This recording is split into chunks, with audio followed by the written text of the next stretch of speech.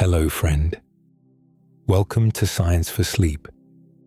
Whether you have spent many evenings here or have only just discovered this channel, this is a quiet place to slow the pace, learn something gentle, and allow the day to gradually settle.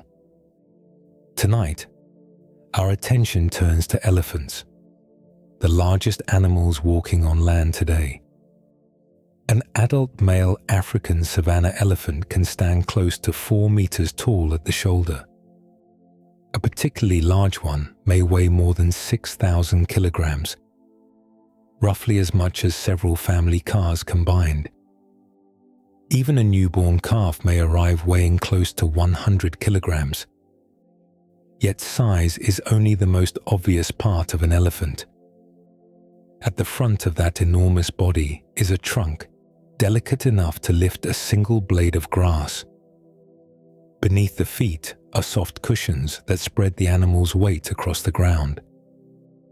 Inside the ears are wide networks of blood vessels that help release heat. And from the throat come deep rumbles that can carry across distances of several kilometers. Some parts of those calls fall below 20 hertz, the lower edge of ordinary human hearing. A nearby person may hear only the higher portion of the sound, while another elephant receives much more of it. If you enjoy these quiet journeys, you're welcome to subscribe, and if it feels natural, to leave a comment sharing where you're listening from tonight. It helps others find this calm corner of science, one sleepy listener at a time.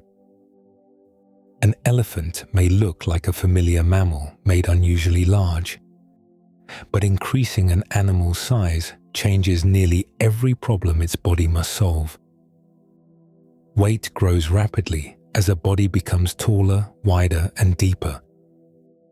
The bones must support that extra load. The joints must carry it through millions of steps. The feet must meet stone, sand, mud, grass, and forest soil, without placing too much pressure on one small area. Heat also becomes harder to release. A large body contains a great amount of warm muscle, blood, and living tissue, but it has less outer surface compared with its total volume than a small body does. This is one reason elephants cannot depend on a single cooling method. They use their ears, skin, daily activity, shade, water, mud, and dust together. Food creates another challenge. An elephant cannot eat one small, rich meal and remain supplied for the day. Its diet is mainly made of grasses, leaves, bark, twigs, roots, vines, and fruit. Much of that plant material contains tough fibers and relatively little usable energy. Depending on its size, habitat, and the season, an elephant may need well over 100 kilograms of vegetation in a day. It may also drink more than 100 liters of water, especially during warm weather. Finding those supplies requires movement, memory, and knowledge of a landscape that can change between rainy and dry seasons. The elephant's great size offers advantages as well. A healthy adult has few natural predators. Its height allows it to reach branches unavailable to smaller animals. Its strength can pull down limbs, strip bark, move fallen wood, and dig into dry ground. But every advantage carries a cost. A large animal needs more land, more food, more water, and more time to grow. Elephants reproduce slowly. Pregnancy lasts close to 22 months, longer than in any other living land mammal. The calf that finally arrives will remain dependent on its mother and relatives for years. During that long childhood, it must learn how to control its trunk, recognize calls, follow routes, respond to danger, and behave among other elephants. 3 living species have inherited different versions of this demanding body. The African savanna elephant occupies open grasslands, woodlands, and dry country across parts of sub-Saharan Africa. The smaller African forest elephant moves through the dense rainforests of Central and Western Africa. The Asian elephant survives in scattered habitats from India and Sri Lanka into parts of Southeast Asia. Their ears, tusks, backs, heads, and trunk tips are not quite the same. Those differences developed across millions of years as separate elephant lineages met different climates, plants, distances, and terrain. Still, all 3 species share the same central challenge. Several tons of living tissue must be carried safely above the earth, kept cool beneath the sun, supplied with plants and water, and guided through a world that may stretch far beyond what the eye can see. To understand how that is possible, it helps to begin with the hidden frame holding the giant body together. Across those distant regions, the familiar elephant shape changes in ways that reflect the land beneath it. The African savanna elephant is known scientifically as Loxodonta africana. It is usually the largest of the living species, with adult males sometimes weighing more than 6,000 kilograms. Its broad ears can spread wider than the shoulders, placing a large area of thin skin in contact with moving air. This is especially useful in open country, where shade may be limited, and direct sunlight reaches the body for much of the day. Savanna elephants occupy a wide range of habitats south of the Sahara Desert. They cross grasslands, open woodland, dry scrub, and even the edges of desert environments. Long sight lines allow individuals to see other elephants and possible danger from a distance. Food may be scattered across broad areas, so families sometimes travel many kilometers between water, grazing places, and trees. Farther west and toward the center of Africa, the same general body plan becomes smaller and more compact. The African forest elephant, Loxodonta cyclotis, moves beneath the dense canopy of tropical rainforest. Mature forest elephants are generally shorter and lighter than savanna elephants. Their ears tend to be more rounded, and their tusks are often thinner, straighter, and directed more sharply toward the ground. That tusk shape may help an elephant pass between closely packed trunks, hanging vines, and thick layers of vegetation. A wide, outward curving tusk would be more likely to strike branches in a narrow forest passage. Visibility can shrink to only a few meters in dense rainforest. Scent, low calls, familiar paths, and memory therefore become especially important. Forest elephants also eat more fruit when it is available. They may swallow large seeds and carry them through the forest before leaving them inside a pile of dung, sometimes far from the parent tree. For much of modern scientific history, the 2 African forms were grouped together as one species. Their different bodies were often explained mainly as responses to forest and savanna habitats. Measurements of skulls and tusks suggested a deeper separation, and genetic studies later confirmed it. DNA is the chemical material that carries inherited instructions from one generation to the next. By comparing small differences in DNA, researchers can estimate how long 2 groups have been developing apart. Large genomic studies suggest that African forest and savanna elephants separated roughly 4 million years ago. That divide is older than the entire recorded history of human civilization, by an enormous margin. Each African species now carries millions of years of separate changes in its body, behavior, and relationship with its habitat. Protecting a large population of savanna elephants cannot replace the loss of forest elephants. A forest without its native elephant also loses a particular seed carrier, plant eater, and maker of trails. Across the Indian Ocean, the third living species follows another branch of the family. The Asian elephant is called Elephas maximus. Wild populations remain in 13 countries, beginning in India and Nepal, and extending through mainland Southeast Asia to the islands of Sri Lanka, Sumatra, and Borneo. Their remaining habitat forms a broken mixture of forest, grassland, scrub, plantations, farms, roads, and settlements. Asian elephants are usually smaller than African savanna elephants, although a large male can still weigh several thousand kilograms. Their ears are more compact, which suits the generally shaded environments in which much of the species evolved.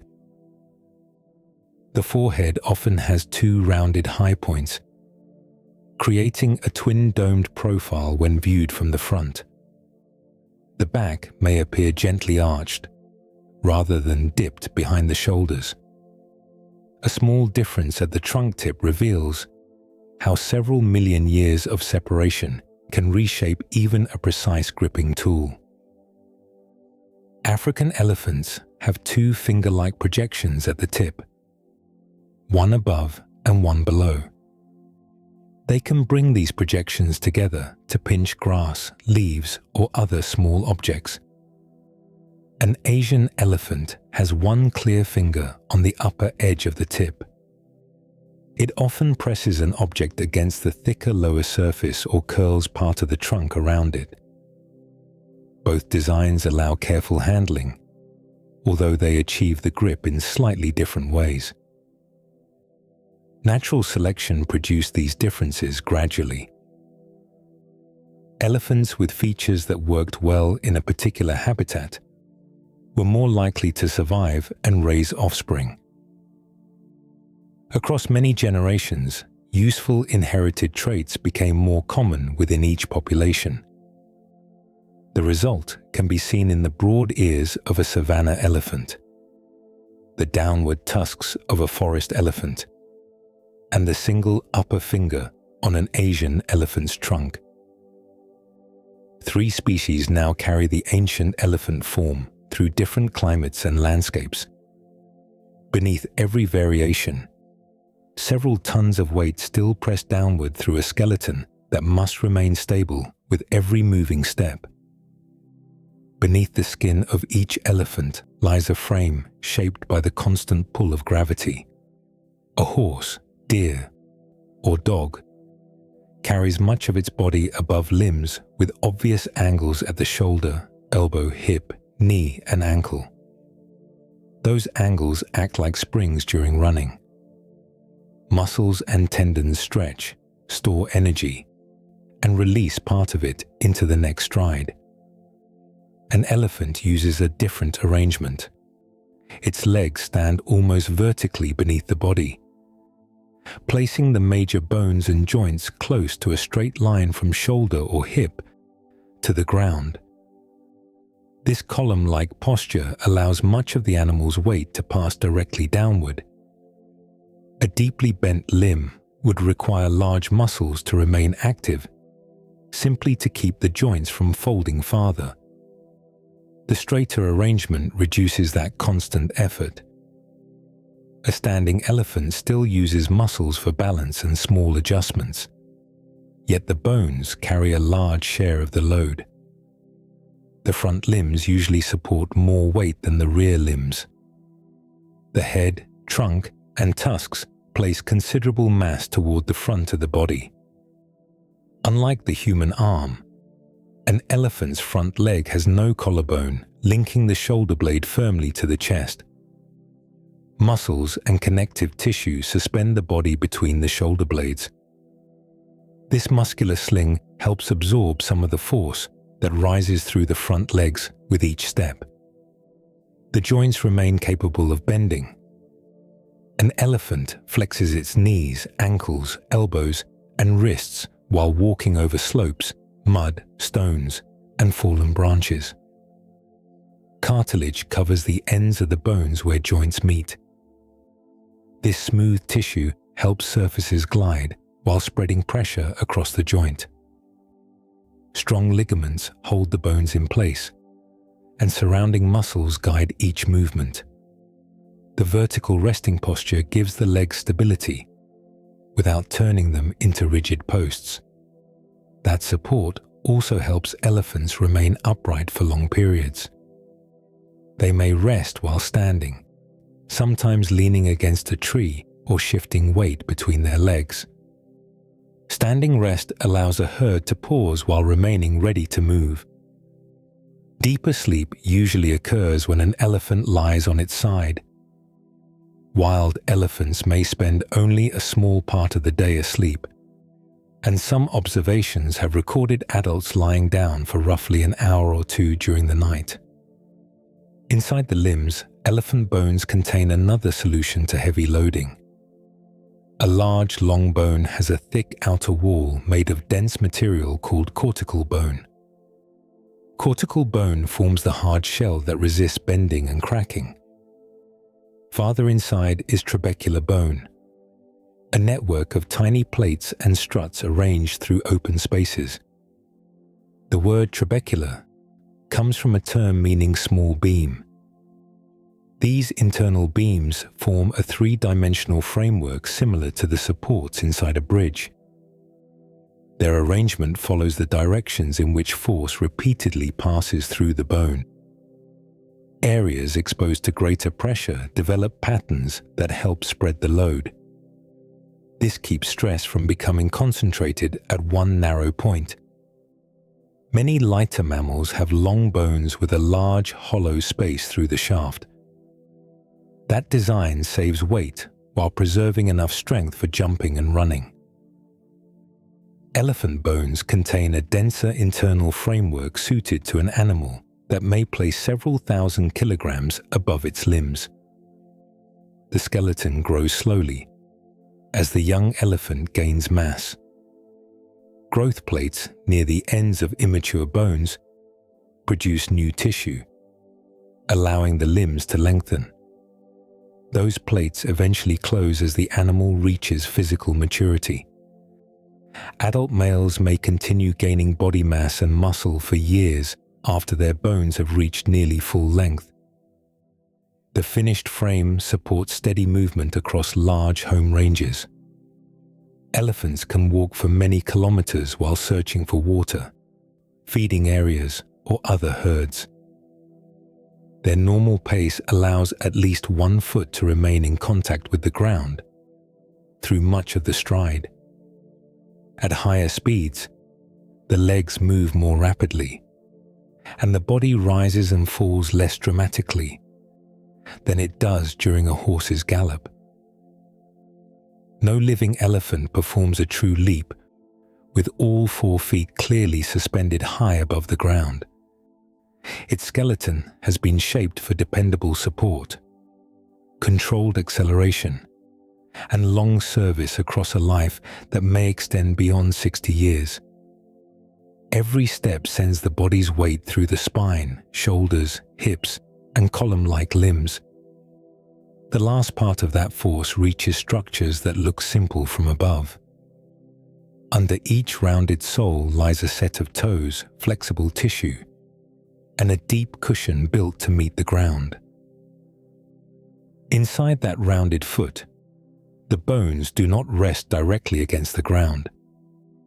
An elephant is anatomically supported on its digits, much like an animal standing on the tips of its toes. The bones of those digits angle downward inside the foot. Behind and beneath them sits a broad cushion made from fat, collagen, elastic fibers, nerves, and blood vessels. This hidden pad fills the space between the raised heel bones and the sole. From outside, the foot looks almost flat. Within it, the elephant is standing on a sloping structure supported by soft tissue. Each foot contains 5 underlying digits, although the number of visible nails differs between species and between the front and rear feet. African savannah elephants often have 4 nails on each front foot and 3 on each rear foot. Asian elephants commonly have 5 nails at the front and 4 at the rear, though individuals vary. The nails protect the ends and upper surfaces of the digits, while the thick sole meets the ground across a much wider area. That width matters because a large adult may place more than 1,000 kilograms of force through a single foot during part of a walking step. A narrow point of contact would place intense pressure on the tissues beneath it. The broad pad spreads that force across the sole. Its internal structure is more organized than a simple lump of fat. Sheets and strands of collagen divide the fatty tissue into many small chambers. Collagen is a strong protein also found in tendons, skin, and ligaments. Elastic fibers allow parts of the pad to stretch and return toward their original shape. When the elephant places weight on the foot, fat inside the chambers shifts slightly outward. The surrounding walls tighten as they stretch. Pressure that began beneath a few bones becomes distributed across a larger surface. As the foot lifts, the chambers return toward their resting shape. This repeated compression helps soften each landing and reduces sudden force passing upward into the ankle, knee, and shoulder or hip. The cushion also adjusts to uneven ground. On a stony trail, separate parts of the sole can deform around small bumps. In mud, the broad surface lowers the pressure placed on each patch of soil. On dry sand, the foot spreads enough weight to reduce deep sinking, although a heavy elephant can still leave a clear print several centimeters deep. 2 unusual support structures are hidden inside these feet. The front foot contains a cartilaginous rod called the prepollex. A related structure in the rear foot is called the prehallux. Cartilage is firm, flexible tissue, like the material found in the human nose and outer ear. These rods are sometimes described as false toes because they support the footpad without being ordinary digits. They sit along the inner side of the foot and help brace the cushion as weight passes through it. For many years, these structures were mistaken for small, unimportant pieces of cartilage. Detailed scans and dissections showed that they grow larger and more solid as an elephant matures. Their position allows them to carry some of the pressure that would otherwise remain concentrated beneath the main toes. The footpad also contains a rich supply of nerves. Among its sensory structures are Pacinian corpuscles, tiny receptors wrapped in layers of tissue. They respond especially well to rapid changes in pressure and vibration. A foot touching the ground can therefore gather information while supporting the body. Subtle movements in soil may bend and compress these receptors. That ability becomes especially important when low sounds and heavy footsteps send vibrations through the earth. The pad may also assist the circulation of blood. Veins must carry blood upward from the feet toward the heart against gravity. Each time the elephant loads a foot, the cushion compresses nearby vessels. When the weight moves away, the tissues expand again. This alternating pressure may help push venous blood upward working like a slow pump during walking. A single step therefore performs several jobs at once. Force spreads across the sole, joints receive a softer impact, sensory receptors sample the ground, and compressed tissue may assist returning blood. The result is movement that appears surprisingly quiet for such a heavy animal. Elephants can cross dry grass, forest leaf litter, and packed earth, with less noise than their size might suggest. Their feet make long travel possible while protecting a skeleton that may serve for 6 decades or more. Yet every kilometer walked requires contracting muscles. Every mouthful digested releases heat inside the body. A giant built to keep moving must also find steady ways to cool itself beneath the sun. Heat rises inside an elephant, with every working muscle and every chemical reaction that releases energy from food. A large body stores that warmth differently from a small one. As an animal grows taller, wider, and deeper, its volume increases faster than the amount of skin covering it. The result is a great mass of heat-producing tissue with a smaller outer surface in proportion to the body within. One measured African elephant weighed about 3,500 kilograms and carried roughly 20.7 square meters of skin. That is about the floor area of a modest room. For such a massive animal, however, the surface is still limited compared with the warm muscle, organs, and blood it surrounds. Elephants also lack the widespread sweat glands that cool a human body. People release thin layers of water across much of the skin. As that water evaporates, it carries heat into the air. An elephant must rely more heavily on selected body surfaces, stored water, and carefully timed behavior. The ears provide the most visible cooling surface. An African savannah elephant may have ears reaching close to 2 meters from top to bottom. Beneath their thin skin lies a branching network of arteries and veins. Warm blood arriving from the body spreads through these vessels, placing it only a short distance from the surrounding air. Heat first moves from the blood into the ear tissue.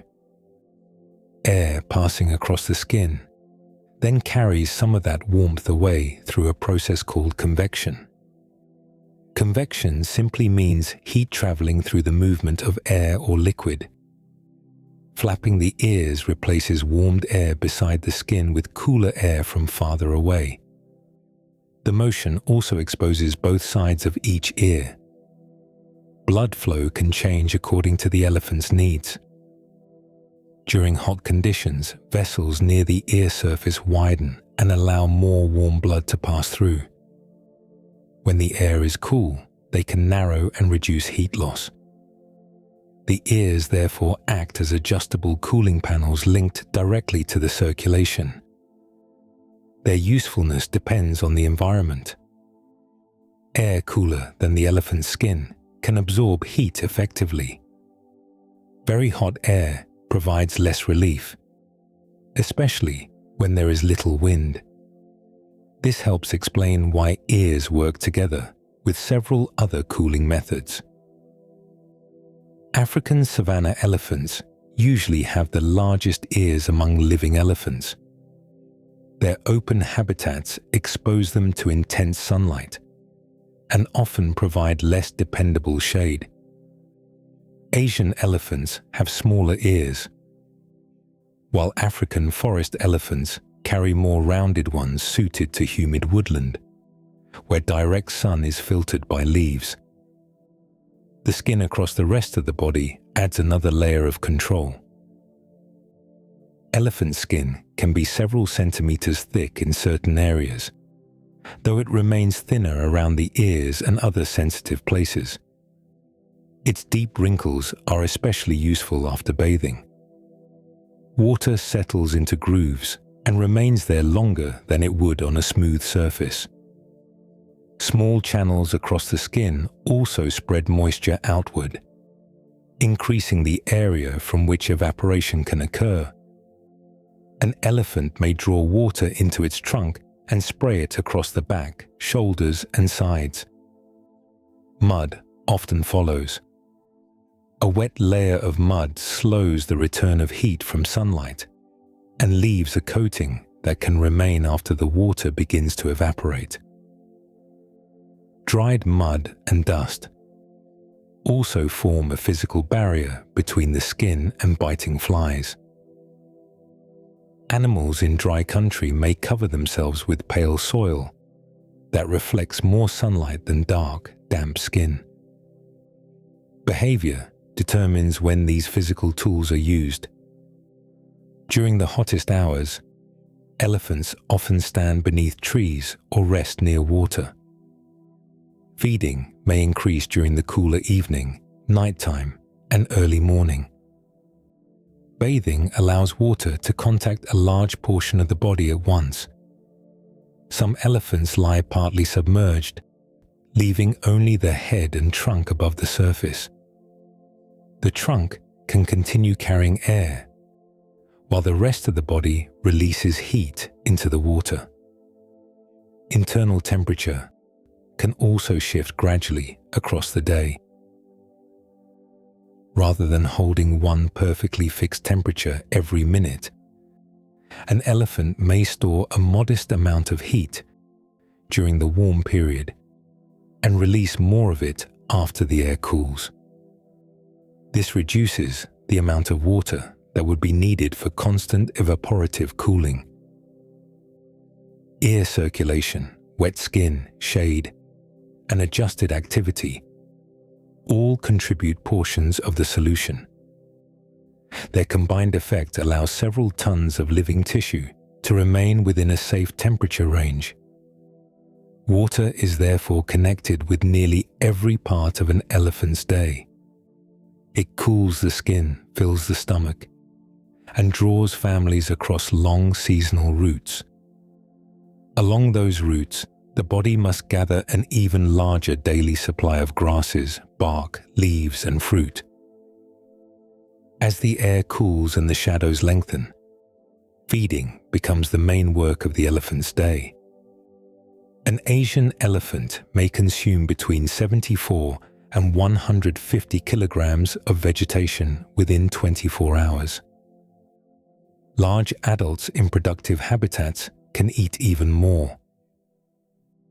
Daily water intake may reach about 189 liters, especially during warm weather or after long periods of feeding. Gathering such quantities takes time. An elephant may spend close to 3/4 of its day eating, searching for food, or traveling between feeding areas and water. The exact menu changes with the habitat and season.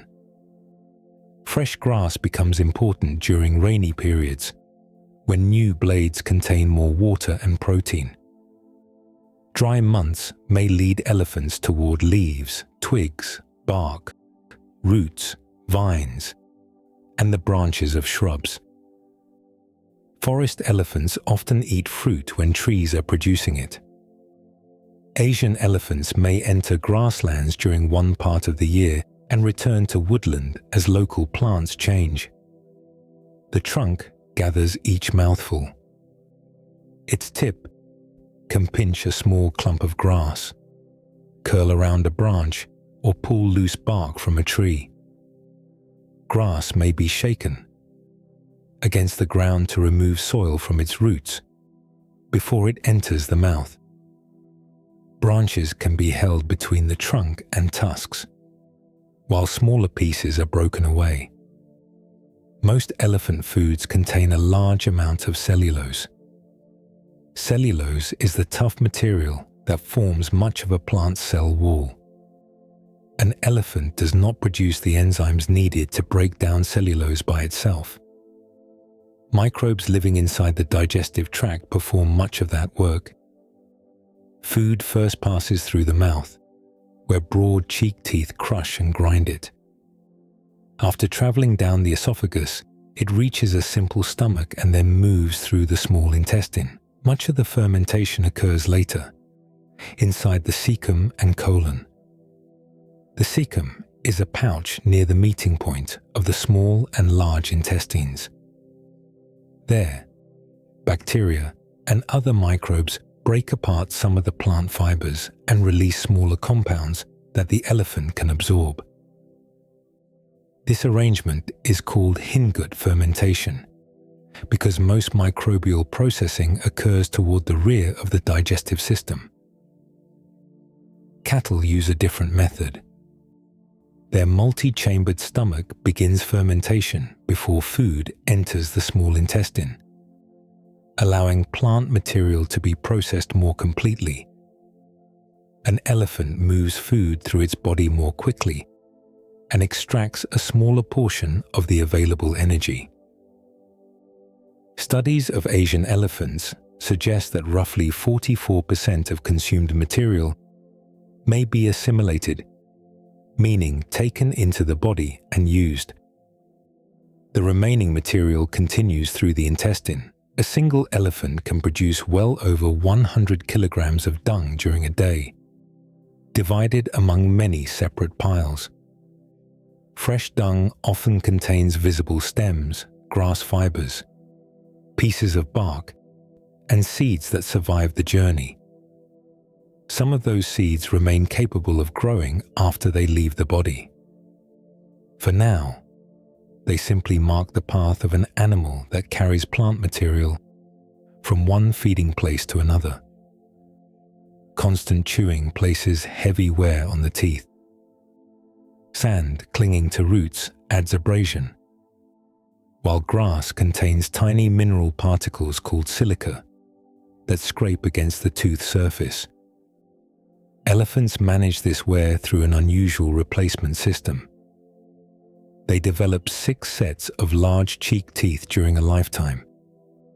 Only part of a set is normally active in each side of the jaw at one time. A new tooth forms near the back and slowly moves forward. As it advances, it pushes against the older tooth ahead of it. The worn front portion breaks into pieces and gradually falls away. Young elephants begin with smaller teeth suited to smaller jaws. Later sets become much larger and carry additional ridges across their grinding surfaces. These ridges crush fibrous plants as the lower jaw moves forward and backward.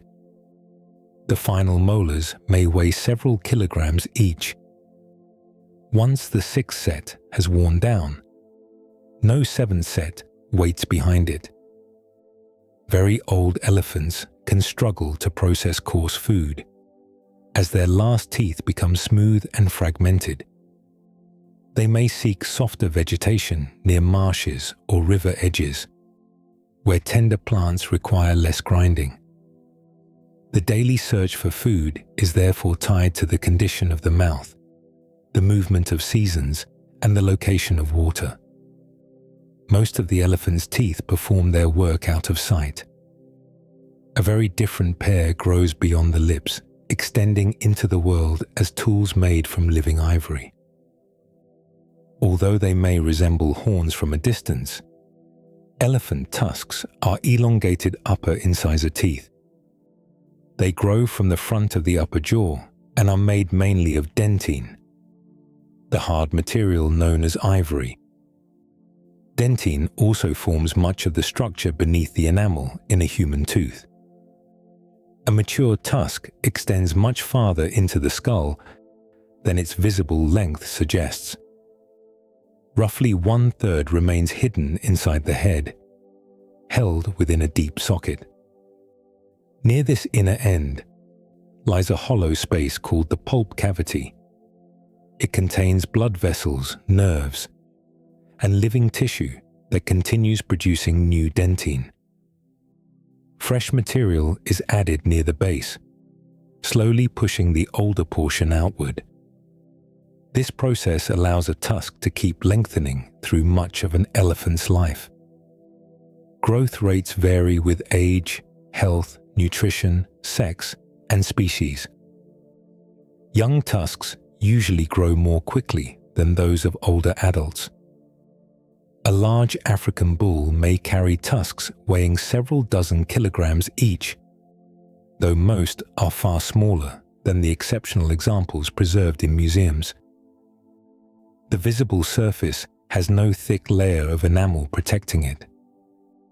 Contact with soil, bark, stone, and wood gradually wears the dentine. A tip may become rounded after years of digging. Deep cracks can form along the outer surface, and a strong impact may break part of the tusk away. A fracture near the tip may cause little lasting trouble. Damage extending into the pulp cavity can expose living tissue and create a path for infection. Elephants use their tusks throughout ordinary daily life.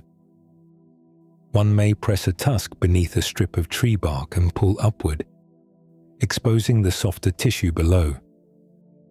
Another may loosen packed earth around a root before lifting it with the trunk. During dry conditions, tusks can help dig into sandy riverbeds where moisture remains below the surface. Mineral-rich soil may also be scraped from the ground or the sides of banks. Heavy branches can be lifted, shifted, or broken, with the tusks acting as firm levers. The word lever describes a rigid object used to increase the effect of force. A tusk placed beneath wood allows the elephant to move material that would be difficult to lift with the trunk alone. The paired teeth also help guard the softer trunk during close contact with danger. Adult bulls may display them while testing one another's size and strength. Serious contests can involve pushing, twisting, and direct contact between tusks, although many encounters end before either animal receives a major injury. Years of repeated use often leave the two sides uneven. An elephant may favor one tusk for digging or stripping bark. That preferred side can become shorter, smoother, or more deeply worn. Researchers sometimes compare this habit with handedness because individual elephants develop consistent working preferences. Tusk shape differs across the three living species. African savannah elephants may carry thick tusks that curve outward and forward. Forest elephant tusks are often slimmer, straighter, and directed more sharply downward. That shape can pass more easily through tightly packed rainforest vegetation. Both male and female African elephants commonly grow visible tusks, though adult males usually develop the largest ones. Asian elephants show greater differences between the sexes and between regions. Large tusks occur mainly in males. Females often carry very short teeth called tushes, which may barely extend beyond the lips. Some males also have tushes or no visible tusks. The share of tusked males varies greatly across the Asian elephant's range. In parts of southern India, a large majority of adult males may carry visible tusks. Among wild elephants in Sri Lanka, fewer than 10% of adult males may be strongly tusked. Inherited differences contribute to this pattern. Long histories of hunting tusked males may also have changed which traits remained common in certain populations. An elephant born without large tusks can still feed, travel, and raise young. Its trunk and feet can perform many tasks once assisted by ivory. Even so, tusks remain useful structures shaped by millions of years of digging, feeding, defense, and display. Their hardness makes them effective against soil and wood. Their continuous growth replaces part of the material lost through wear. Between these two rigid teeth moves a structure built on a completely different design, able to lengthen, curl, twist, and reach without a single bone inside it. Between the tusks hangs a structure made almost entirely from living soft tissue. The elephant's trunk is formed from an elongated nose joined with the upper lip. Two air passages run through it from the nostrils at the tip toward the skull. Around those passages lie blood vessels, nerves, connective tissue, skin, and an extraordinary arrangement of muscles. No bones extend through the trunk. There are also no fixed joints like an elbow or wrist. Even so, the structure can reach upward into a tree, curl around a branch, lift heavy loads, and form a narrow tip for delicate work. Biologists describe this kind of structure as a muscular hydrostat. A muscular hydrostat supports and moves itself through tightly packed muscle, rather than an internal skeleton.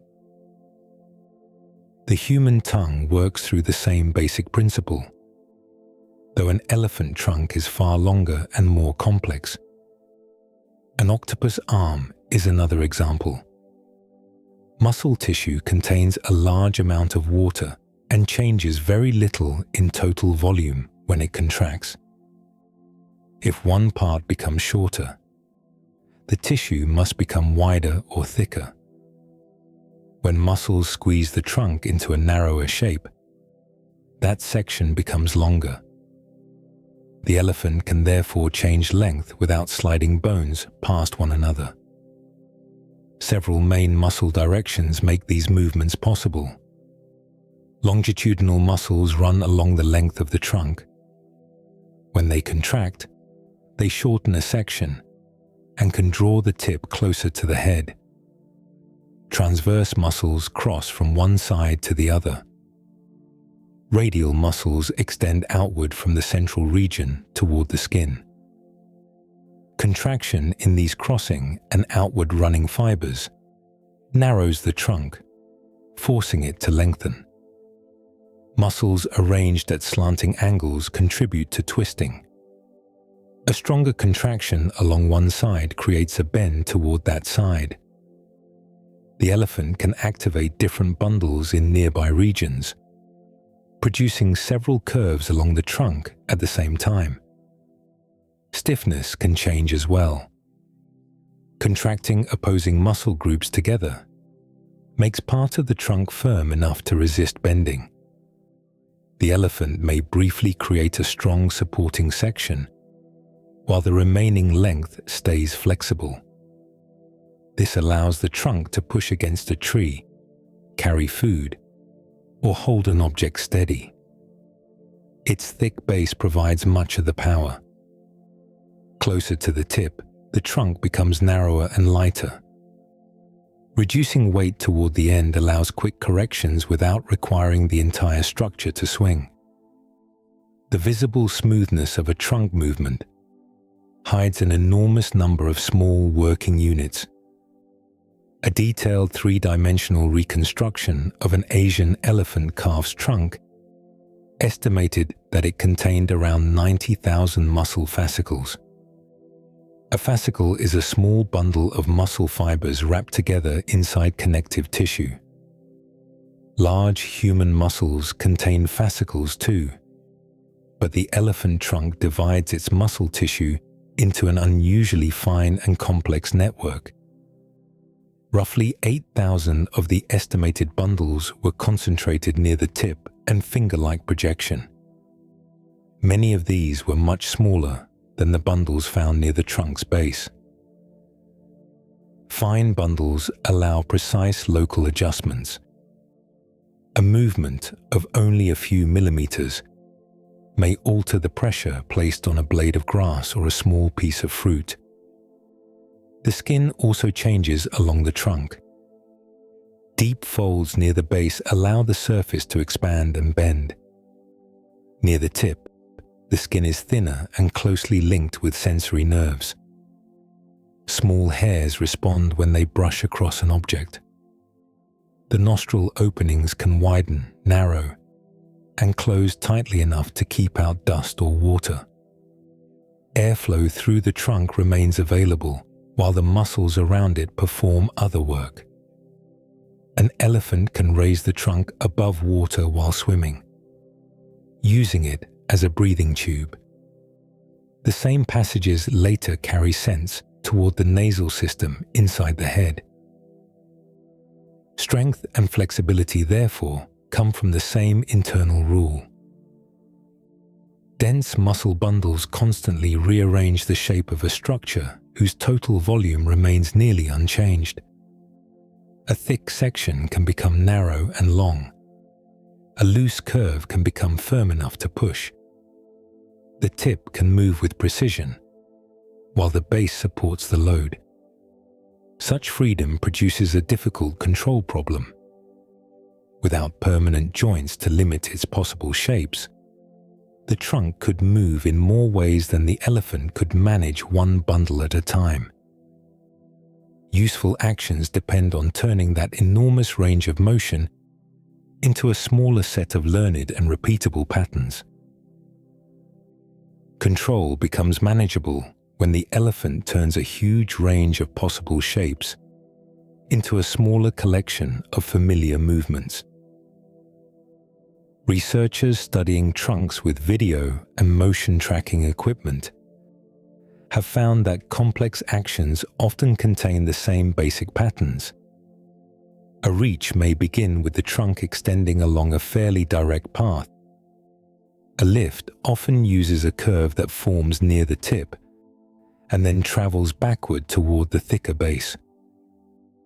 Grasping can combine bending, shortening, wrapping, and stiffening in a sequence the elephant has practiced many times. These recurring actions are sometimes called movement primitives. A movement primitive is a simple motion pattern that can be joined with others to build a more complicated action. Human walking works in a related way. The nervous system does not plan every tiny muscle change as a separate event before each step. It uses coordinated patterns that have already been learned and refined. An elephant's brain can control the trunk in a similar manner, selecting useful combinations instead of directing tens of thousands of muscle bundles one by one. The absence of bones gives the trunk freedom, while temporary stiffness provides control. During a careful reach, one portion may become firm and nearly straight. A sharp bend can then form beside it. Researchers call these temporary bends pseudo-joints, meaning false joints. They work somewhat like an elbow that appears only when needed and disappears as the trunk changes shape. Several pseudo-joints can form along the same trunk during one movement. Their positions shift according to the distance, direction, and weight of the object. Lifting often begins at the far end. After the tip secures an item, an inward curve may travel toward the head. This moving bend shortens the unsupported length and draws the object closer to the body. A light piece of food can rise quickly. Heavier material is supported across a broader area, so that force is spread through more muscle. An elephant handling a large branch may curl much of the trunk around it. The object rests against the wide inner surface, while several sections tighten together. A smaller item requires a different strategy. African elephants have two finger-like projections at the tip, positioned on opposite edges. They can bring these together around a leaf, seed pod, or narrow stem. Asian elephants possess one clear upper finger and a thicker lower surface. They often press food against that lower pad or wrap the tip around it. Both designs allow delicate work, though the muscles and gripping movements differ slightly. Suction adds another option. By widening the air passages and rapidly expanding part of the trunk, an elephant can draw in air, water, or a light object. Suction may help lift thin food pieces that would be awkward to pinch. The trunk can also press an object against the ground, slide the tip beneath it, and then curl upward. Choice depends on size, texture, shape, and position. Young calves must discover these methods gradually. A newborn can breathe and smell through its trunk, but precise handling develops through months and years of practice. Early movements often appear poorly aimed. The calf may swing the trunk past an object, drag it along the ground, or step on it while walking.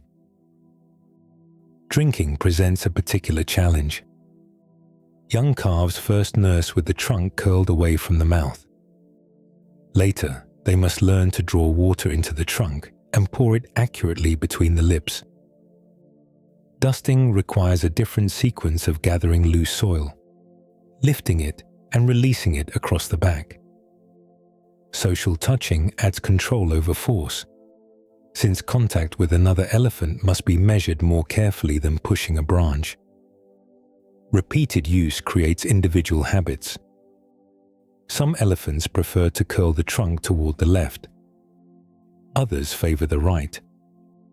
One side may be used more often when gathering grass, which can leave whiskers shorter and skin more worn along the preferred edge. Researchers sometimes call this trunkness. Its function resembles handedness, though the structures involved are very different. Years of practice turn a highly flexible organ into a dependable tool. Temporary joints guide reaching. Learned patterns organize lifting and wrapping.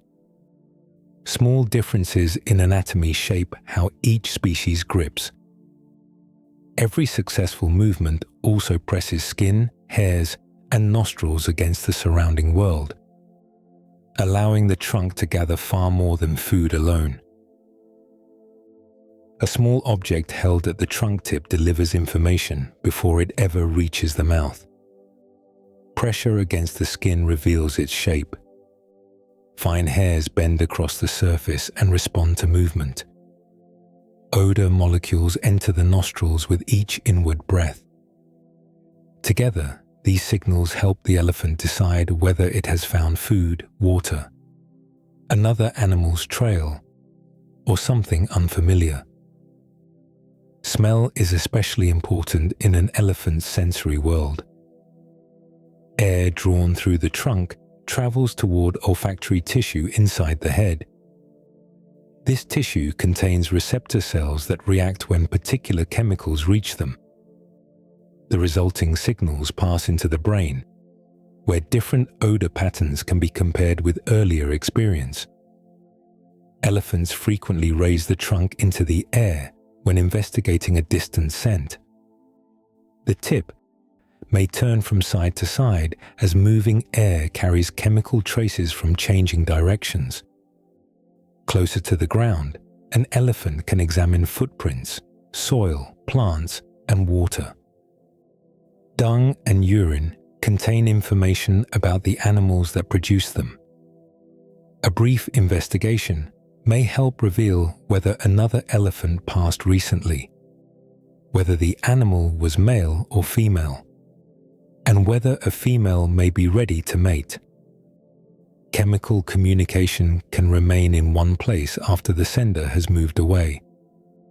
A footprint may hold traces from glands in the foot. Urine can soak into dry soil. Dung may remain noticeable for hours or days, depending on heat, rain, insects, and wind. This gives scent a different reach from sight. An elephant can gather information from an animal that is no longer visible and may already be several kilometers away. touch adds immediate detail. The trunk tip contains dense networks of sensory nerves. When the skin presses against an object, changes in pressure deform nearby tissues and activate receptors. These receptors convert physical movement into electrical signals carried along nerves. The elephant can detect differences between a smooth fruit, a rough piece of bark, and loose soil, without relying only on vision. Hairs along the trunk contribute further information. Each hair bends when it meets a surface or moving object. Nerves around the base respond to that bending. The hairs are especially useful when contact is light, such as brushing across grass or feeling the edge of a narrow opening. Drinking combines sensory control with powerful movement.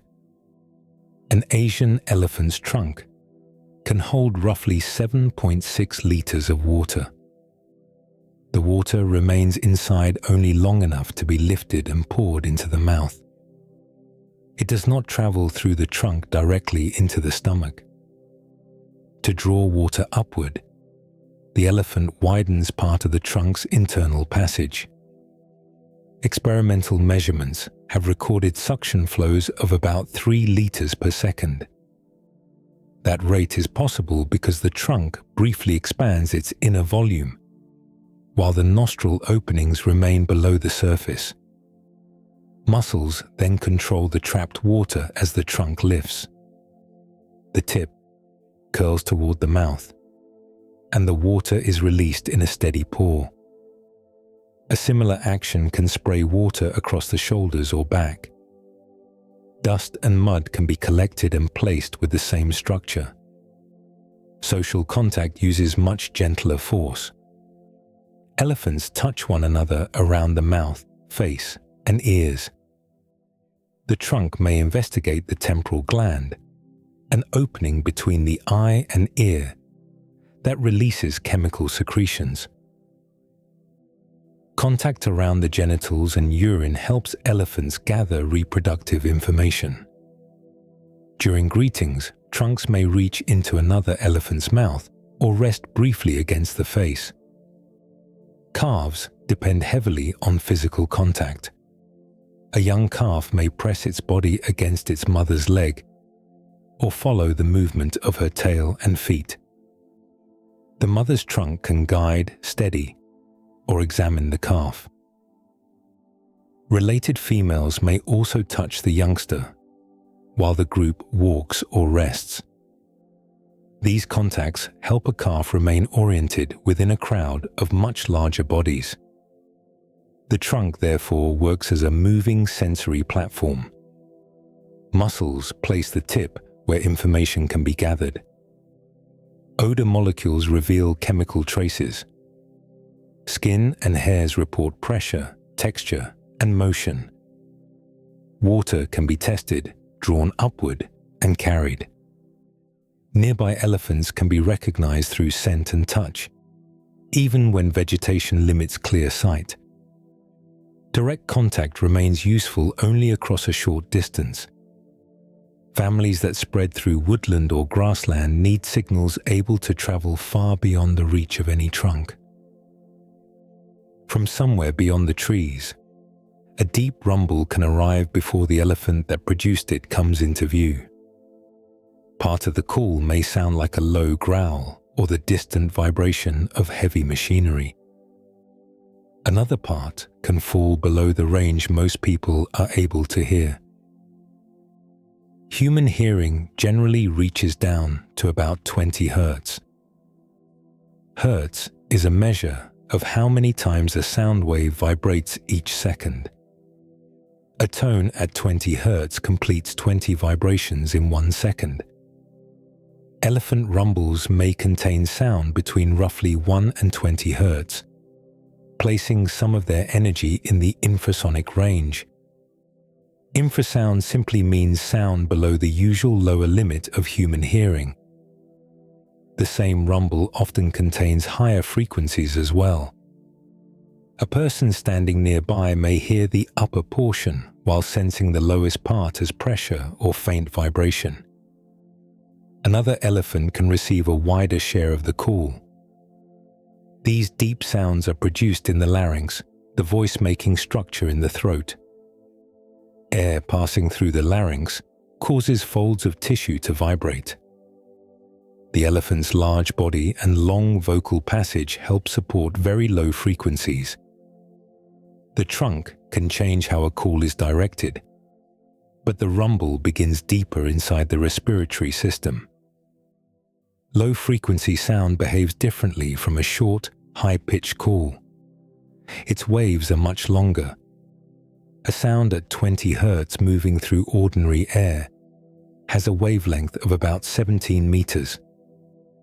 A wavelength is the distance from one repeating part of a wave to the same part of the next wave. Long waves can bend around trees, bushes, and uneven ground more easily than shorter waves. They may also lose energy more slowly under suitable conditions. This allows some elephant calls to remain useful across several kilometers. The exact distance changes from one moment to another. A calm evening may carry sound differently from a hot, windy afternoon. As the ground cools after sunset, air close to the surface can become cooler than the air above it. This layering may bend low sound back toward the ground, helping it travel farther instead of spreading upward. Wind moving toward the receiver may strengthen a call. Wind moving in the opposite direction can make the same signal harder to detect. Humidity, vegetation, hills, and the firmness of the soil also shape what eventually reaches another elephant. Background noise adds further limits. Thunder, flowing water, insects, vehicles, and other animals can cover parts of a low call. A rumble that travels clearly across open savannah may become weaker inside thick forest. Rain-soaked leaves and closely packed trunks change how the sound passes through the habitat. Elephants use rumbles in many social situations. A separated family member may produce a contact call while searching for relatives. Greeting animals often rumble as they approach and touch. Females can produce calls linked with reproductive condition. Bulls in Musth may use especially deep vocal signals while moving through areas where females are present.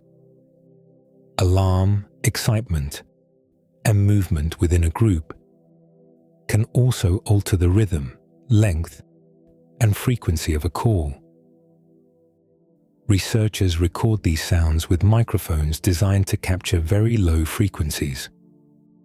Computer displays can then turn the recordings into patterns, showing pitch, timing, and intensity.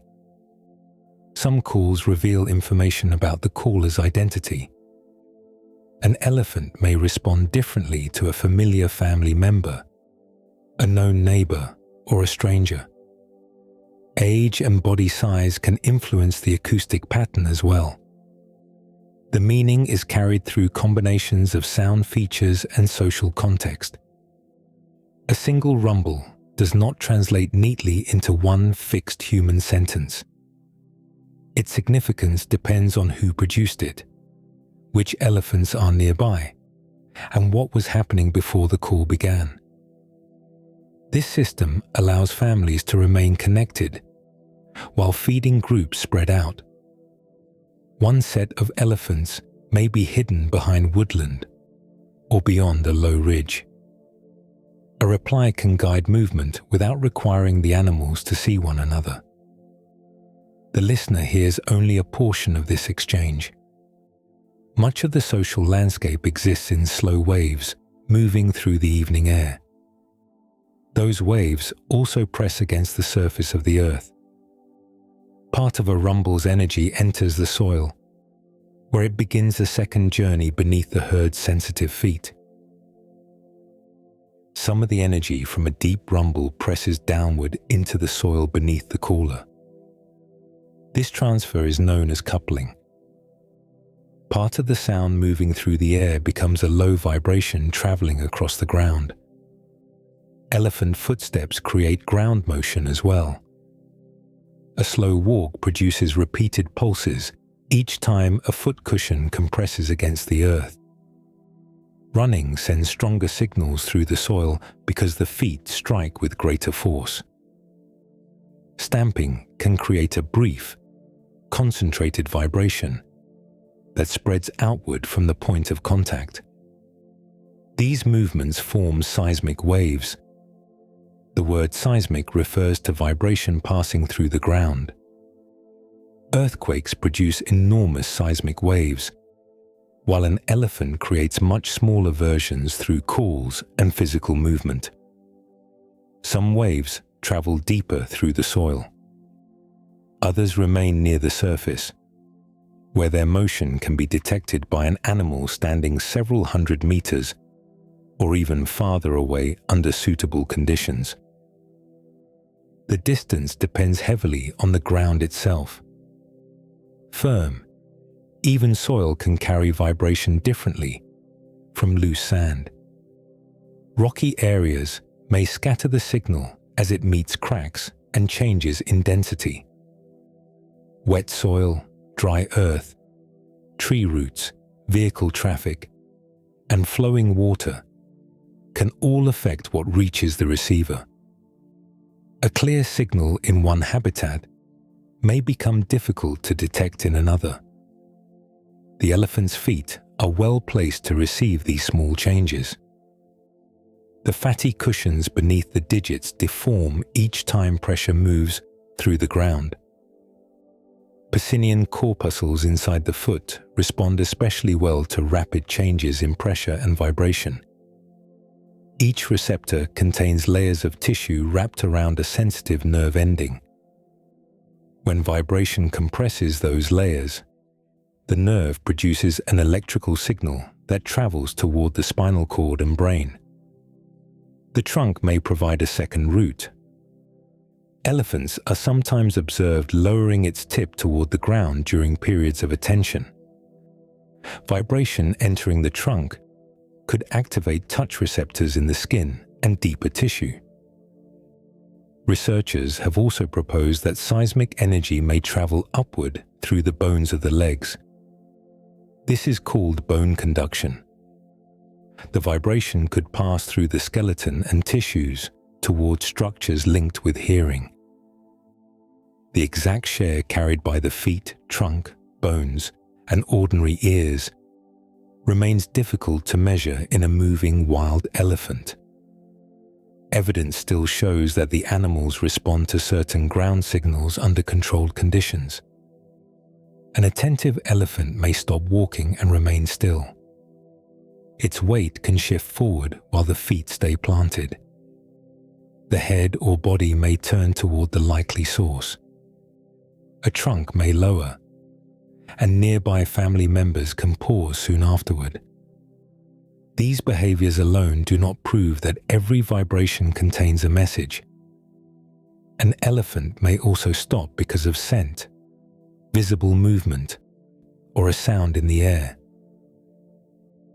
Controlled playback experiments make the connection clearer.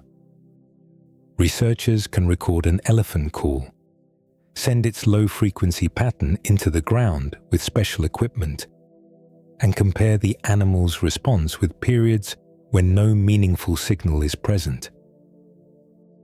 Instrument readings can then confirm that vibration reached the area where the elephants were standing. Signals created by alarm behavior may produce a different reaction from the steady rhythm of ordinary walking. A distant rush of running elephants can also warn others that something has disturbed the group. Air and ground therefore carry related parts of the same event. One arrives through the ears. The other reaches pressure-sensitive tissue where the body touches the earth. Engineers have begun using this biology as the basis for detection systems. A geophone is a small instrument that records ground movement. It converts vibration into an electrical signal that can be stored and studied. Several geophones placed across an area can record the direction, strength, and timing of an approaching elephant's steps. Computer programs can then compare the pattern with vibrations caused by trucks, machinery, livestock, or wind-moving trees. The task remains difficult because natural ground noise changes from hour to hour. A useful warning system must recognize elephants without repeatedly sending false alarms. Successful versions could help communities near farms, roads, or railway lines. A warning arriving several minutes before an elephant reaches a field would give people time to respond from a safer distance. The same sensors could record movement at night, when cameras cannot see clearly. A foot first introduced as a cushion for several tons of weight has now become part of a wider communication system. Its soft tissue spreads force during a step and receives faint pressure arriving from far away. That sensitivity suits an animal whose companions often remain connected without standing together. Elephant families spread out when food is scattered, gather at water, and separate again as conditions change. Their society remains intact across these shifting distances because recognition can travel through touch, scent, air, and the ground beneath them.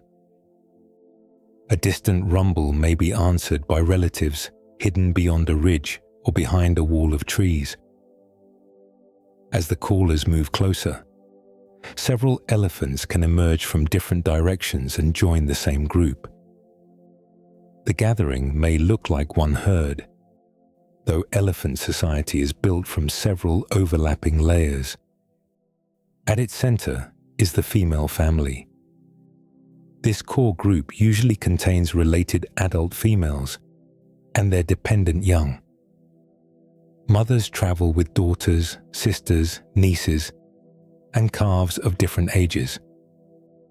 Female calves commonly remain connected to their birth family after reaching adulthood. A daughter may therefore spend decades beside the same older relatives who protected her when she was small. Adult males follow a different path and gradually spend more time away from the family as they mature. Among the females, the oldest experienced animal often serves as the matriarch.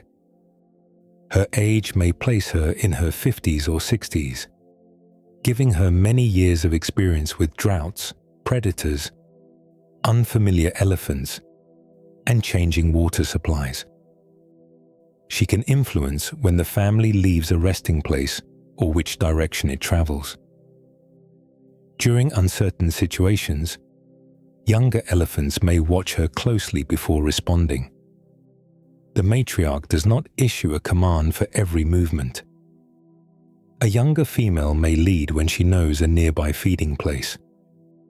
Mothers make immediate choices concerning their own calves. Motivation also matters, since a thirsty elephant may begin moving toward water before the rest of the family follows. Leadership shifts according to experience, need, and the problem facing the group. Food availability strongly affects group size. Fresh grass may cover wide areas during the rainy season, allowing several related families to feed near one another. Dry conditions scatter useful plants and increase competition around water. A large gathering may then divide into smaller groups that travel apart for hours or days. Biologists call this pattern fission and fusion. Fission means splitting into smaller units. Fusion describes those units coming together again. The relationships remain even while the animals are physically separated. A small feeding party might contain 2 adult females and several calves. Elsewhere, Another branch of the same family may search along a river or wooded slope. Later, calls and familiar routes can bring them back together. Closely related families may also belong to a larger bond group. Several bond groups can form part of an even wider social network, sometimes called a clan.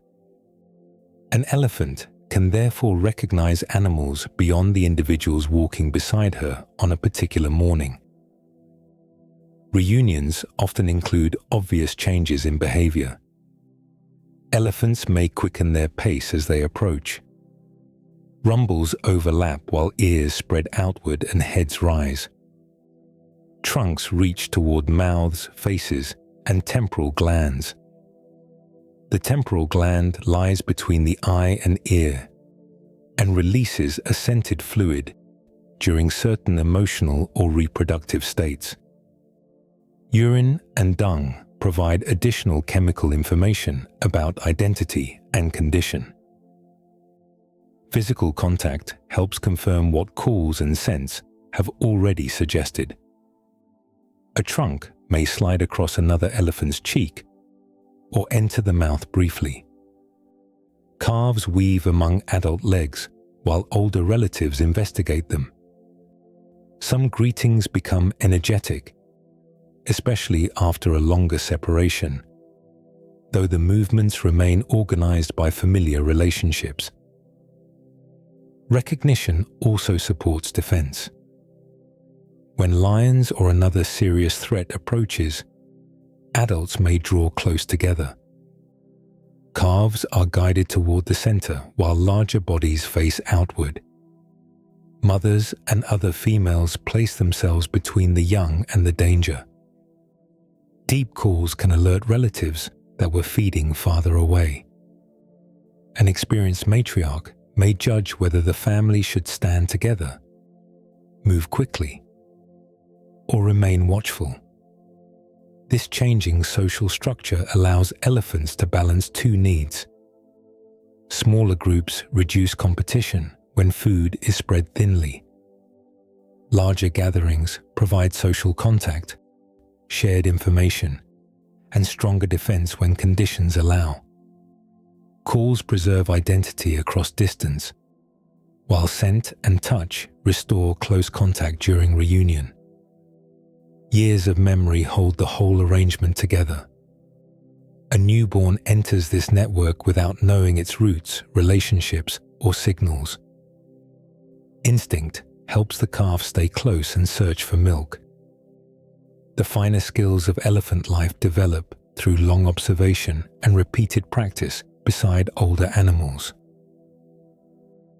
A new elephant enters the family only after one of the longest pregnancies known among living mammals. Gestation usually lasts between 620 and 680 days. One detailed study that followed 17 pregnancies recorded an average of 647 days. That equals about 21 months and 1 week.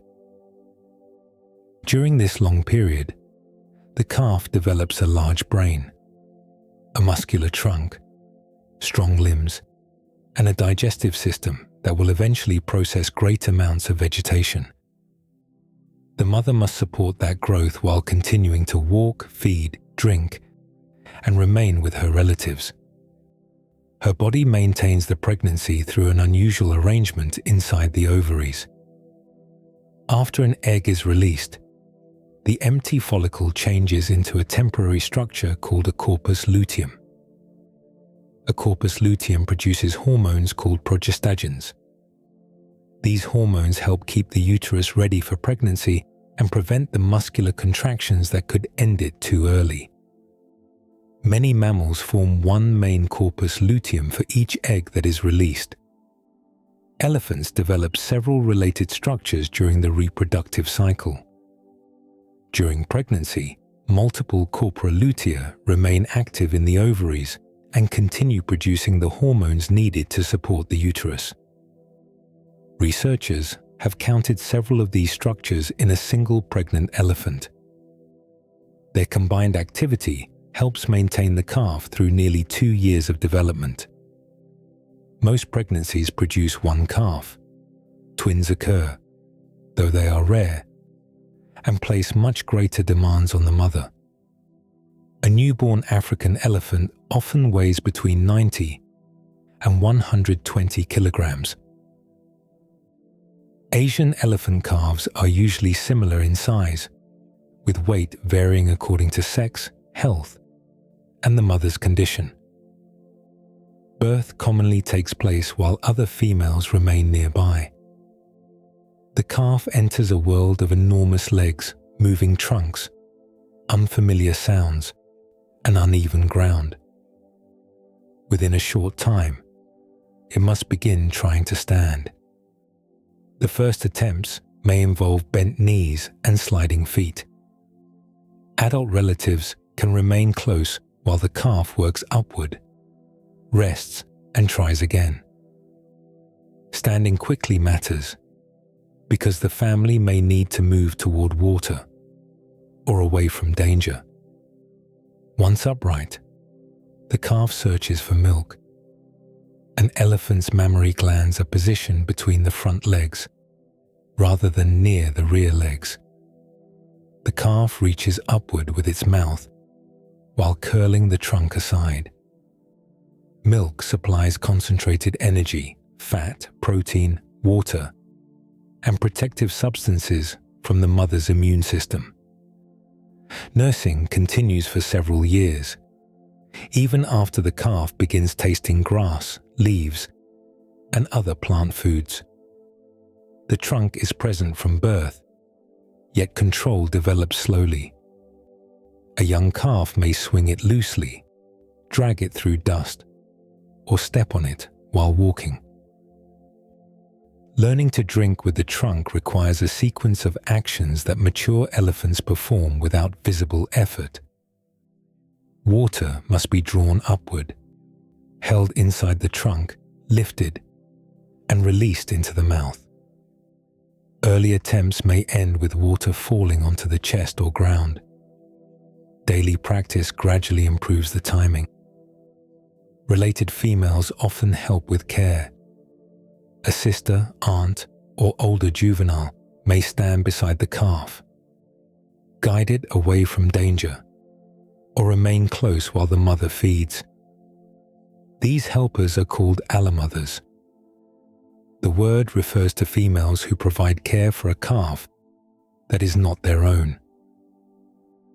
Allamothering gives younger females experience before they produce calves themselves and allows the mother brief periods to feed or rest with less direct attention.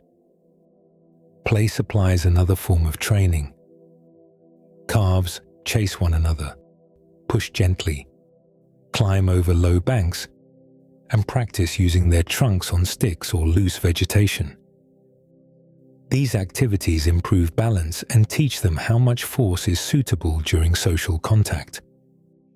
A calf also learns which calls bring adults closer, how to move within a tightly gathered family, and where to stand when danger appears. Nearly 2 years of pregnancy are followed by many years of nursing, protection, and instruction. This slow system produces an animal prepared for a long life, while limiting how quickly elephant populations can recover after adults are lost. Female calves usually continue learning within the family that raised them. Young males follow that same early path, then gradually begin spending more time beyond the circle of mothers, sisters, and aunts. As a young bull enters adolescence, the distance between him and his birth family begins to grow. The change usually happens over several years. He may leave for part of a day, return to familiar females, and later spend longer periods traveling with other males. By his teenage years, these excursions often become more frequent. Full independence develops gradually rather than arriving at one fixed age. This slow separation reduces the chance that a mature male will reproduce with close female relatives. It also brings him into a wider social network made up of bulls at different ages and stages of development. A young male may spend time with others close to his own size. These companions walk together, feed nearby, and test one another through gentle pushing or short contests. Older bulls can also become important figures. Their larger bodies, deeper calls, and confident behavior provide information about how mature males respond to rivals, females, people, and unfamiliar places. Adult bulls are often described as solitary, though many move between periods of independence and social contact. A male may travel alone while searching for food, then join several other bulls near water. Some pairs meet repeatedly and show clear preferences for one another. Greetings can include low rumbles, trunk contact around the mouth, and investigation of the temporal glands. Loose male groups change more often than female family groups, but their relationships still have structure. Age and body size help shape rank. A younger bull usually yields space to an older, more experienced male. These encounters allow hierarchy to be settled through posture, scent, and controlled pressure before serious fighting becomes necessary. Field observations of Asian elephant bulls have found friendly or neutral interactions occurring more often than aggressive ones. Calm contact provides useful benefits. Traveling near an older animal can help a younger bull locate water or feeding areas. His presence may also reduce uncertainty when unfamiliar elephants approach. As males mature, a reproductive state called musth begins to shape their movement and behavior. Musth comes from an Urdu word meaning intoxicated, though the biological state involves a coordinated change across the body. Hormones called androgens rise sharply. Testosterone may reach many times the level measured outside musth. The temporal glands between the eyes and ears swell and release a dark, oily fluid. Urine dribbles almost continuously, wetting the inside of the hind legs and leaving a strong chemical scent. A musth bull may walk with his head held high and ears spread in a distinctive posture. His calls can become deeper, and he often travels farther, while searching for females that are ready to reproduce. These visible signs allow other elephants to detect his condition through sight, scent, and sound. Musth should be understood as a reproductive state rather than a simple period of anger. A bull may become more forceful and less tolerant of rivals, yet his behavior remains connected to mating competition and communication. Young males sometimes show brief, irregular signs. In mature wild bulls, musth generally becomes longer and more predictable with age. An older male may remain in this state for weeks or even several months during part of the year. Musth can temporarily rearrange the normal dominance order. A mature bull showing full signs may cause a larger non-musth male to move aside. The strong scent and altered posture communicate reproductive condition before the animals make close contact. When two musth bulls meet, body size and age still matter. Many encounters end through assessment, with one male withdrawing after comparing the other's condition and strength. Successful older bulls may cover broad areas as they search for females. Their travel connects distant family groups and allows genes to move between populations. A male capable of remembering seasonal water, female ranges, and the locations of other bulls gains an advantage across such large spaces. His reproductive success reflects more than physical size. Timing, social knowledge, endurance, and experience all contribute. The young calf, who once followed beneath his mother's body, eventually enters a social world with different rhythms and rules. He may spend long hours alone, yet his development continues through encounters with peers and older males. The matriarch's experience guides a family through uncertain conditions. A mature bull gathers another kind of knowledge across wider journeys and years of competition. Both paths reveal how strongly an elephant's life depends on information accumulated over decades.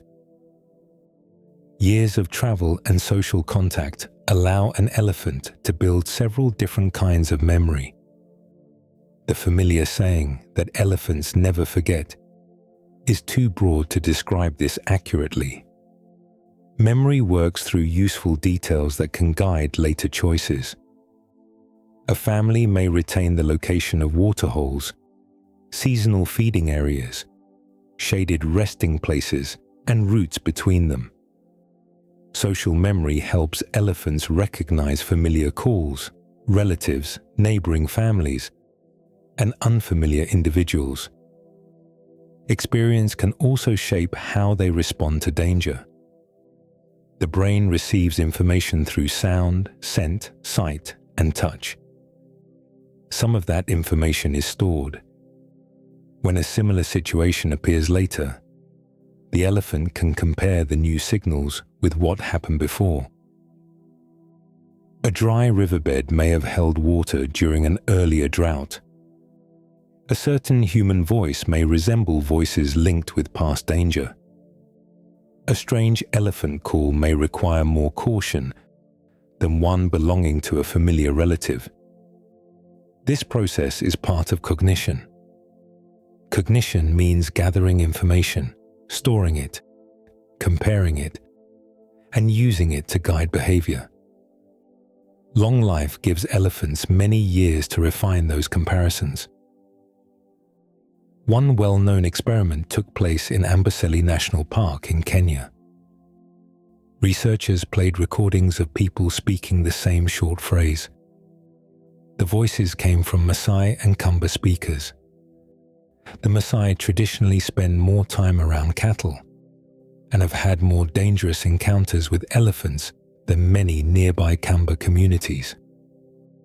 The recordings also included adult men, adult women, and boys. Elephant families did not react equally to every voice. They showed stronger defensive responses to adult male Maasai voices. Those calls were linked with the human category that had historically presented the greatest danger. Voices from women, boys, or Kamba speakers usually produced weaker reactions. The elephants were using several vocal clues at once. Language helped identify the cultural group. Pitch and tone carried information about age and sex.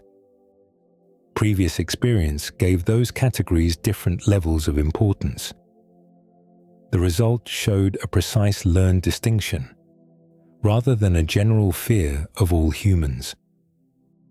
Controlled studies have also examined how elephants understand their own bodies. At the Bronx Zoo in New York, 3 Asian elephants were given access to a very large mirror.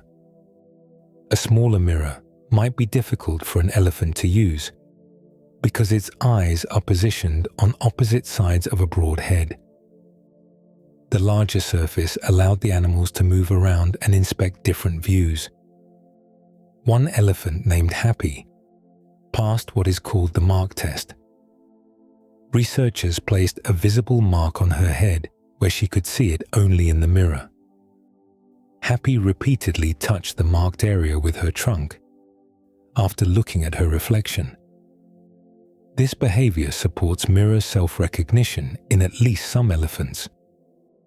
The other 2 elephants did not pass the test.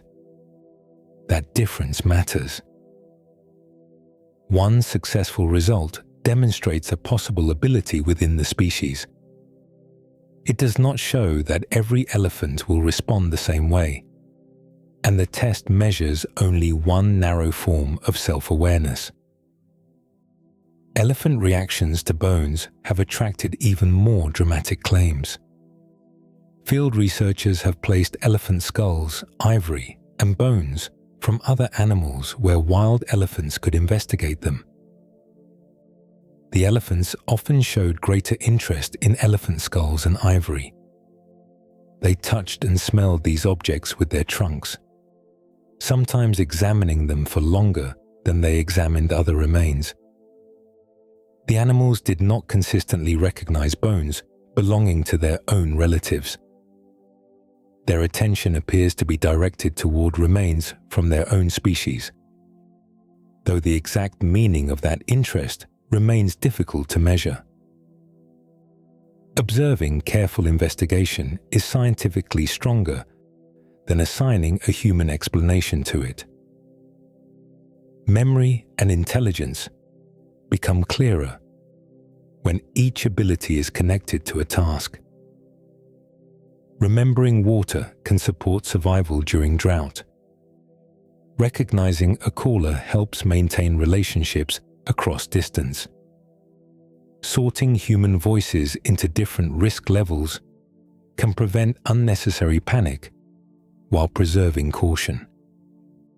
Investigating familiar biological material may reflect recognition, curiosity, or both.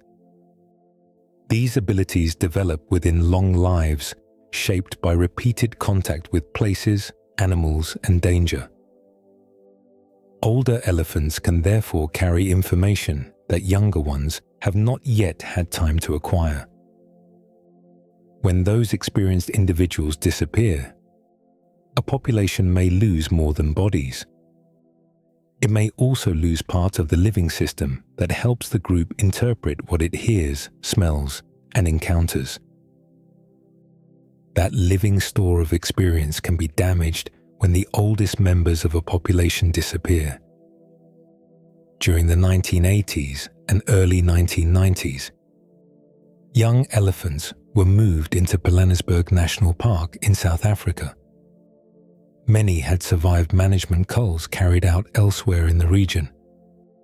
A cull is the planned removal of animals from a population, usually because officials believe the habitat contains more animals than it can support.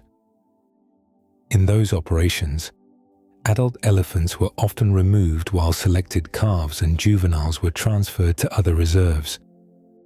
The young animals reached Pilanesberg without the full age structure found in an intact family. Experienced matriarchs were missing. Older aunts, mature bulls, and other adults who normally shape social development were also absent or greatly reduced. The relocated elephants still grew. They formed groups, produced calves, and learned to use their new habitat. From a distance, the population could appear physically successful. Its hidden social abilities were harder to measure. Researchers later compared these elephants with families in Amboseli National Park in Kenya. The Amboseli population had been observed for decades and retained a more natural mixture of ages and family relationships. Scientists used recorded elephant calls to test how each population judged unfamiliar individuals. A contact call can carry information about the caller's identity and social position. Families often hear such calls when elephants are separated by vegetation or distance. The researchers played recordings from hidden speakers so the animals could hear a caller without seeing one. Some recordings belonged to elephants the family knew well. Others came from unfamiliar groups living nearby. A third category came from elephants so distant that the listeners would never have encountered them. The expected response was strongest when a completely unknown caller seemed to be close. A foreign elephant entering the area could represent competition, confusion, or danger. Ambocelli families showed clear differences among the categories. They gathered more tightly and spent longer listening when the call came from a socially unfamiliar elephant. Calls from known companions produced calmer responses. The Pilanesberg groups showed a weaker pattern. They did not separate familiar and unfamiliar callers as reliably. A second test examined the age and social power carried within a female elephant's voice. Older females usually hold greater rank and may pose a stronger challenge when approaching another family. Researchers altered recordings so that the same call appeared to come from females of different ages. Changes in vocal features allowed the playback to simulate a younger caller or a much older one. Ambocelli families responded more strongly when the voice suggested an older, higher-ranking female. Their behavior showed that they were judging both identity and likely social importance. Pilanesberg families were less consistent. They often failed to increase their response when the call represented a more dominant animal. The original disruption had happened decades earlier. Many elephants tested in the later study had grown into adults and raised calves of their own. Even so, measurable differences remained in the way the population interpreted social calls. Several causes may have contributed. Early stress could have affected development during sensitive years. Young elephants had fewer opportunities to watch experienced adults respond to strangers. The missing elders also reduced the number of normal interactions through which rank, caution, and recognition are practiced. Scientists cannot divide the result into exact portions for each cause.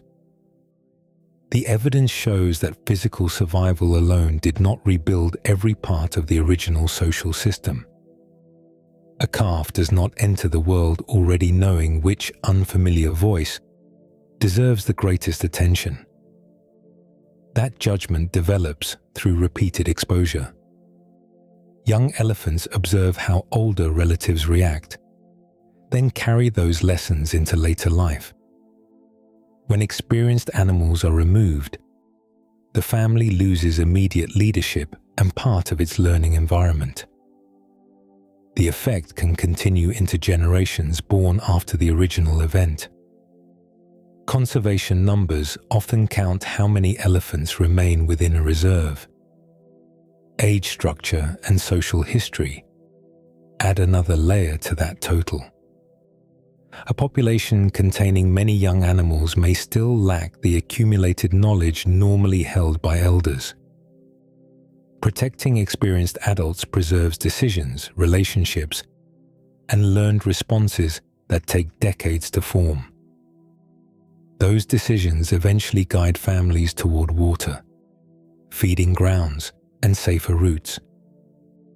As elephants repeat those movements across many years, their influence spreads outward into trees, trails, soil, and the lives of other species. Along a familiar route, a family leaves physical changes behind almost everywhere it passes. A trunk reaches into a thorn tree and pulls down a leafy branch. Tusks loosen bark from a trunk, exposing the softer layer beneath. Feet press grasses flat and widen narrow openings through scrub. A smaller tree may bend or fall when an elephant leans against it to reach higher leaves. Each action is local, yet the same kinds of disturbance repeated across months and years can alter an entire habitat. Ecologists describe elephants as ecosystem engineers. An ecosystem engineer is an organism whose ordinary activities change the physical environment used by other species. Beavers provide a familiar example by building dams. Elephants reshape land through feeding, walking, digging, and moving plant material. The effect varies greatly from one place to another. In a wet landscape with fast-growing vegetation, damaged shrubs and trees may recover quickly. Dry regions replace lost branches more slowly.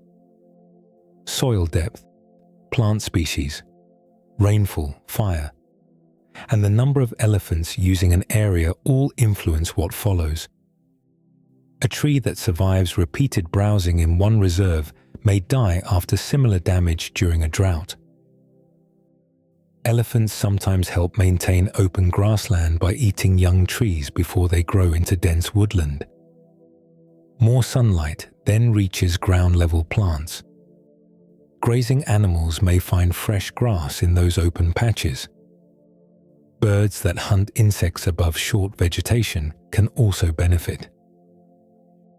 Elsewhere, heavy pressure around permanent water may remove too many shrubs and trees. During dry months, elephants gather near the few dependable waterholes. Repeated feeding and trampling become concentrated within a limited area. Woody cover may decline sharply, changing shade, nesting places, and shelter for smaller animals.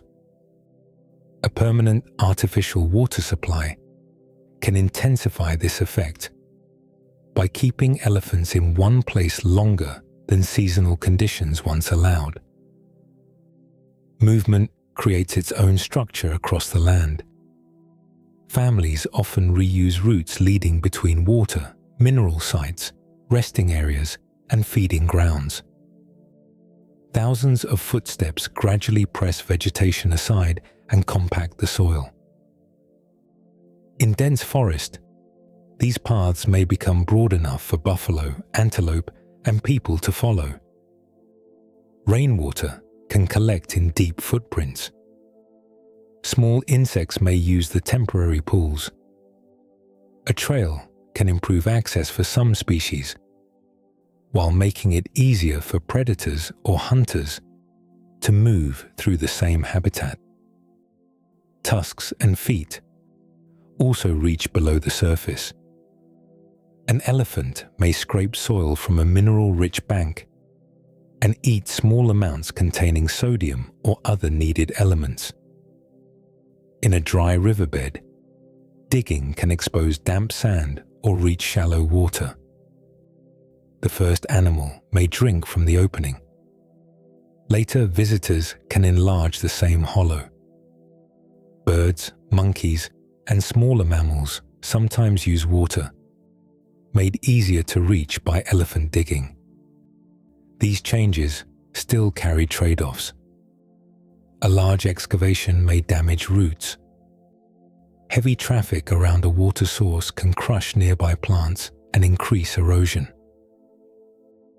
Elephant engineering produces a shifting pattern of opportunities and losses rather than one simple benefit. Dung adds a slower form of change. An adult elephant can deposit many piles during a single day. Each one contains partly digested grass, fragments of bark, plant chemicals, water, microbes, and minerals carried from earlier feeding areas. Dung beetles arrive quickly in warm habitats. Some roll pieces away, others bury material beneath the pile, mixing nutrients into the soil. Flies lay eggs, fungi break down fibers, and bacteria continue processing what the elephant could not digest.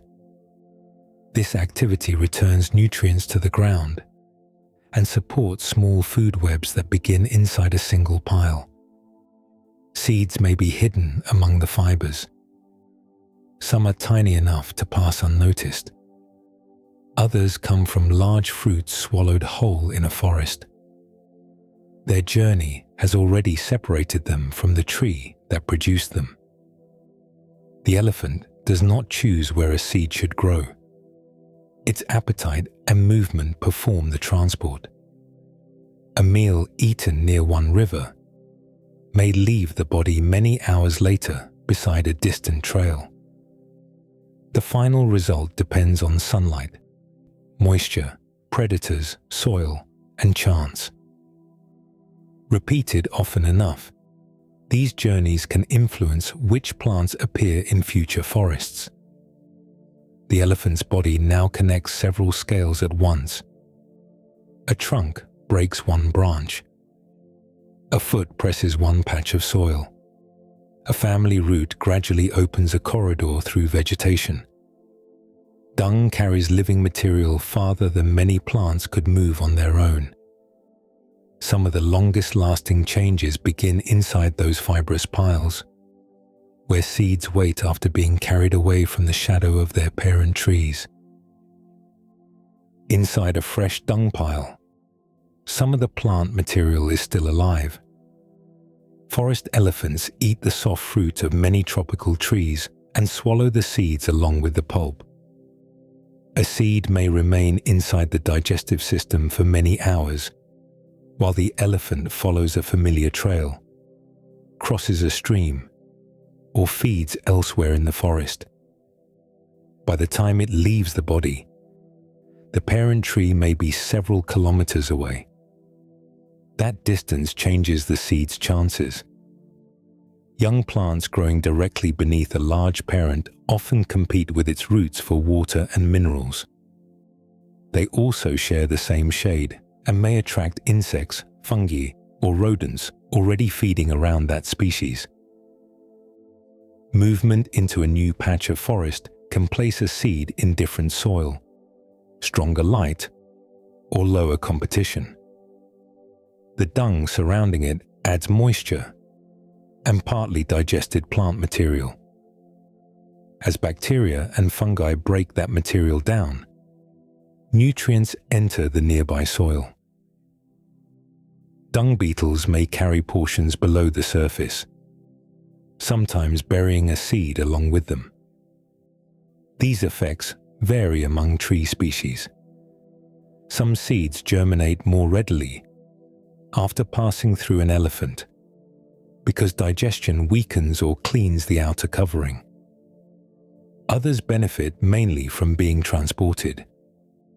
Distance alone does not guarantee survival. A seed carried far away may land in deep shade, flooded ground, or soil that is too dry. Elephant dispersal creates new opportunities rather than a certain outcome. A clear example comes from African ebony, known scientifically as Diospyros crassiflora. This slow-growing rainforest tree produces extremely dark, dense wood that has long been used for musical instruments and fine carving. Its fruit is eaten by African forest elephants in Cameroon. In 2025, scientists compared forests where elephants remained with heavily hunted forests where the animals had disappeared. The elephant-free sites contain 68% fewer ebony saplings. Saplings are young trees that have grown beyond the seedling stage but remain much smaller than adults. The pattern suggested that ebony seeds were staying closer to parent trees when elephants were absent. Small trees were more tightly clustered, and the next generation was becoming less widely mixed across the forest. Experiments added an important detail. Simply moving ebony seeds away from the parent did not always improve survival. Rodents consumed many exposed seeds, especially in heavily hunted forest. Seeds enclosed in elephant dung survived and germinated more successfully under some conditions. The dung acted as a temporary protective layer, while also creating a moist starting place. The relationship benefits both species. The elephant receives energy from the fruit. The ebony tree gains a carrier capable of moving its seeds much farther than gravity could carry them. One elephant meal can influence where a tree begins a life that may continue for more than a century. seed transport is only part of the elephant's effect on a forest. Forest elephants often browse on fast-growing trees with lighter, less dense wood. Repeated feeding can thin some of these plants and reduce their advantage over slower-growing species. Elephants also spread seeds from several large trees with heavy, dense wood. Dense wood stores more carbon in the same volume of trunk than light wood does.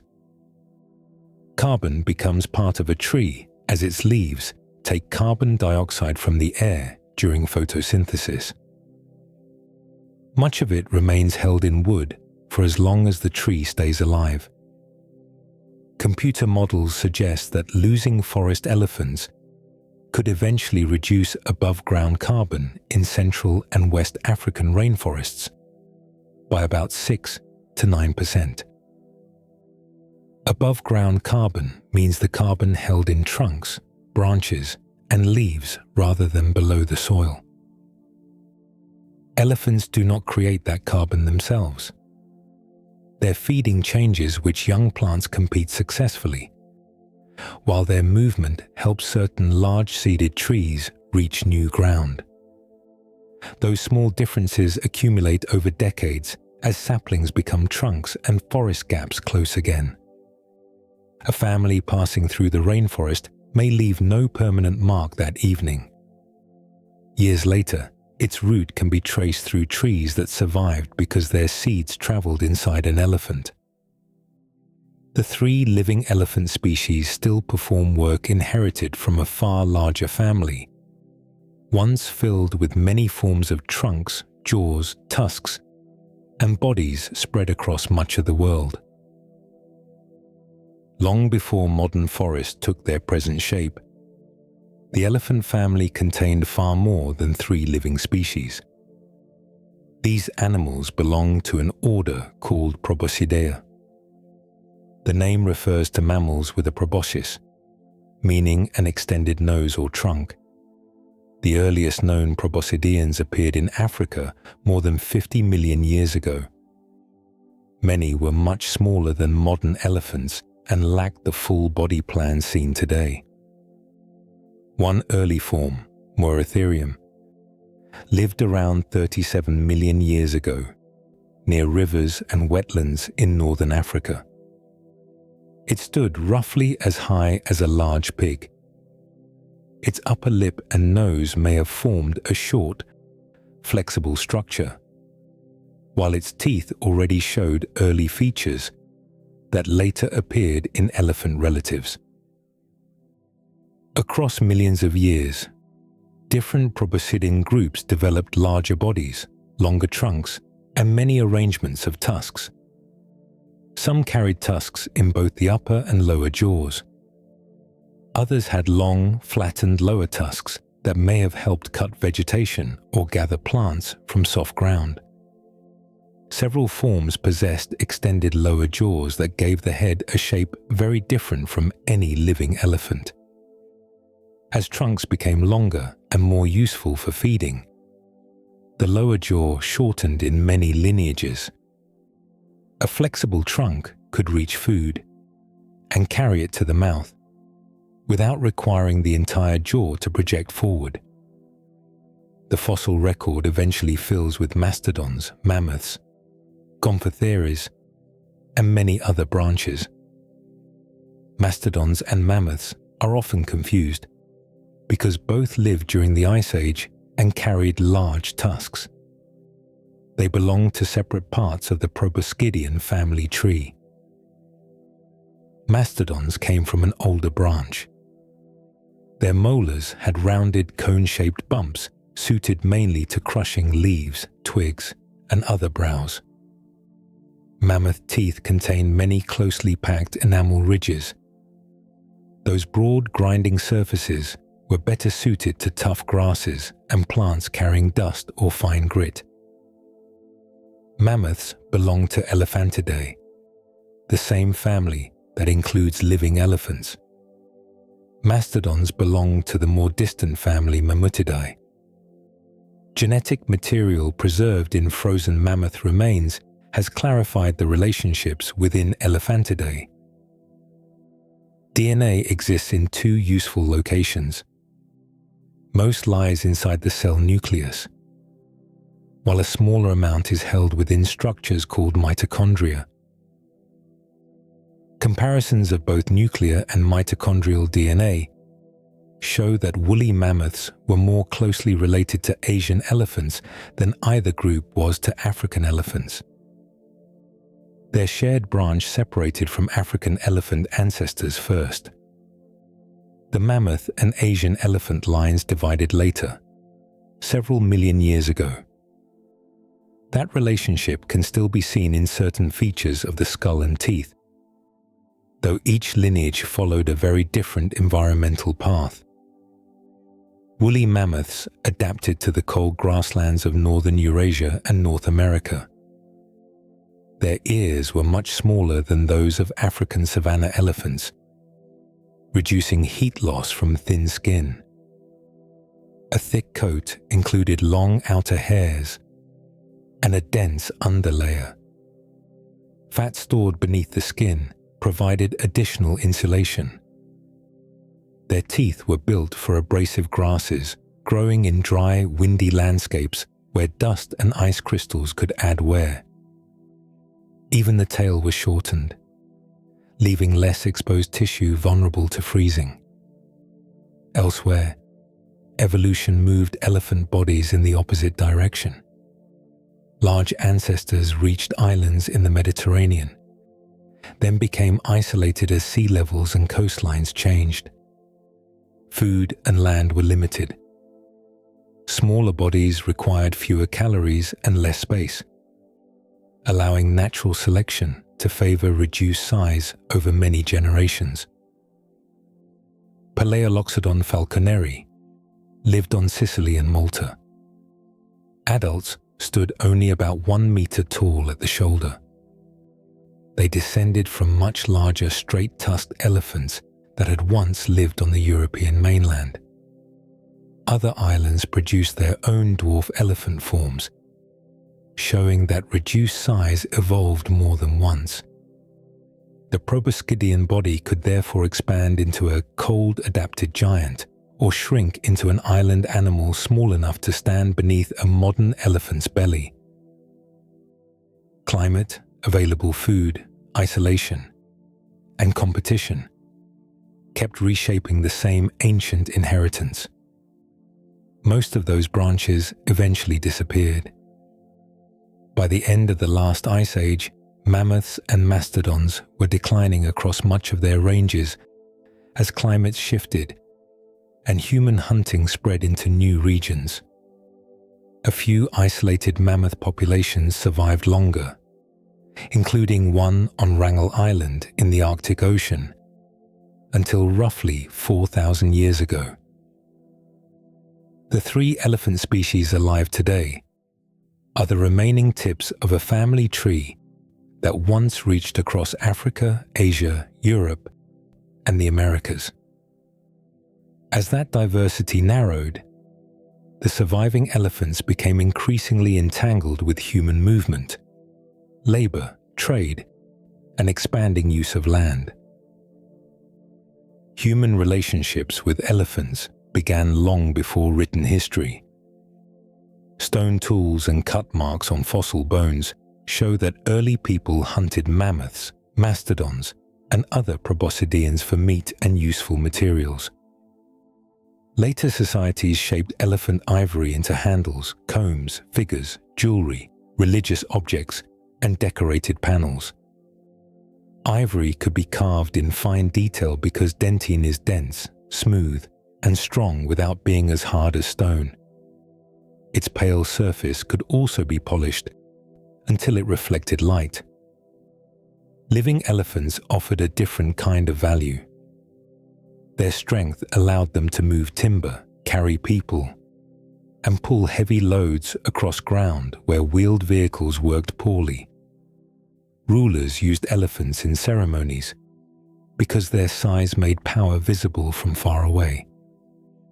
Armies in South Asia trained elephants for battle many centuries before the Common Era. War elephants later appeared in Persian, Greek, North African, and Mediterranean campaigns. In the year 218 before the Common Era, the Carthaginian general Hannibal famously led elephants across the Alps during his campaign against Rome. Most of those animals were used as individuals trained for particular tasks. Calling elephants domesticated can therefore create the wrong picture. Dogs, cattle, and horses were changed through selective breeding across many generations. People repeatedly chose which animals reproduced, gradually altering body shape, temperament, and behavior. Elephants followed a different history. Many working elephants were captured from the wild when young or obtained from populations with only limited managed breeding. Training shaped the behavior of each animal, while the species remained biologically close to its wild relatives. A handler, often called a mahout in South and Southeast Asia, spent years building routines through voice, touch, repeated signals, and daily care. The elephant's long memory and ability to learn complex movements made this possible. Timber workers used trained Asian elephants to drag logs, lift cut wood, and move through steep forest terrain. Their trunks could position chains or ropes, while the body supplied pulling force. These jobs also carried costs. Capture separated young elephants from wild families, and demanding labor could damage feet, joints, or skin when conditions were poor. The tusks described earlier eventually became part of a global trade. Ivory demand rewarded the killing of animals with the largest and most valuable teeth. Removing heavily tusked adults changed population age, social structure, and the traits passed into later generations. In some regions, elephants with small tusks or no visible tusks became more common after generations of selective hunting. International concern grew sharply during the 20th century as elephant numbers fell in many areas. In 1989, the Convention on International Trade in Endangered Species placed broad restrictions on international commercial trade in African elephant ivory. The agreement is often shortened to CITES. The restrictions reduced some legal markets, although illegal trafficking continued. Later debates over stored ivory, limited sales, and enforcement showed how difficult it is to control a valuable material that can cross several borders before reaching a buyer. Loss of habitat now creates a different pressure. An elephant family may follow a route used by earlier generations and find farms, roads, rail lines, canals, fences, or settlements across it. The animals still need water and vegetation. A field of maize, rice, bananas, or sugarcane contains concentrated food gathered into one small area. Several elephants feeding for a few hours can destroy crops that took a family months to grow. The loss may include household food, seed for the coming season, and income needed for school or medical care. People may respond with lights, noise, fire, fences, or attempts to chase the animals away. Elephants can break weak barriers, remember productive fields, and return when crops ripen again. These encounters sometimes injure or kill both people and elephants. The conflict grows from two groups using the same limited ground. Farmers need safe land and dependable harvests. Elephants need routes connecting water, feeding areas, and other populations. Roads and railways add sudden danger to movements that once crossed open country. Canals can trap calves or block traditional paths. Fences may protect one field while directing elephants toward another community. Nearly every elephant ability now carries a human consequence. Memory can lead a family back to a reliable crop. Strength allows an adult to push through a barrier. A large appetite turns one night of feeding into a serious economic loss.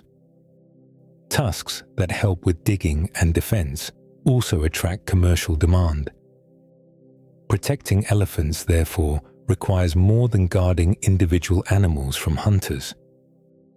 Their bodies, genes, family knowledge, and ecological work all depend on enough connected land to keep moving.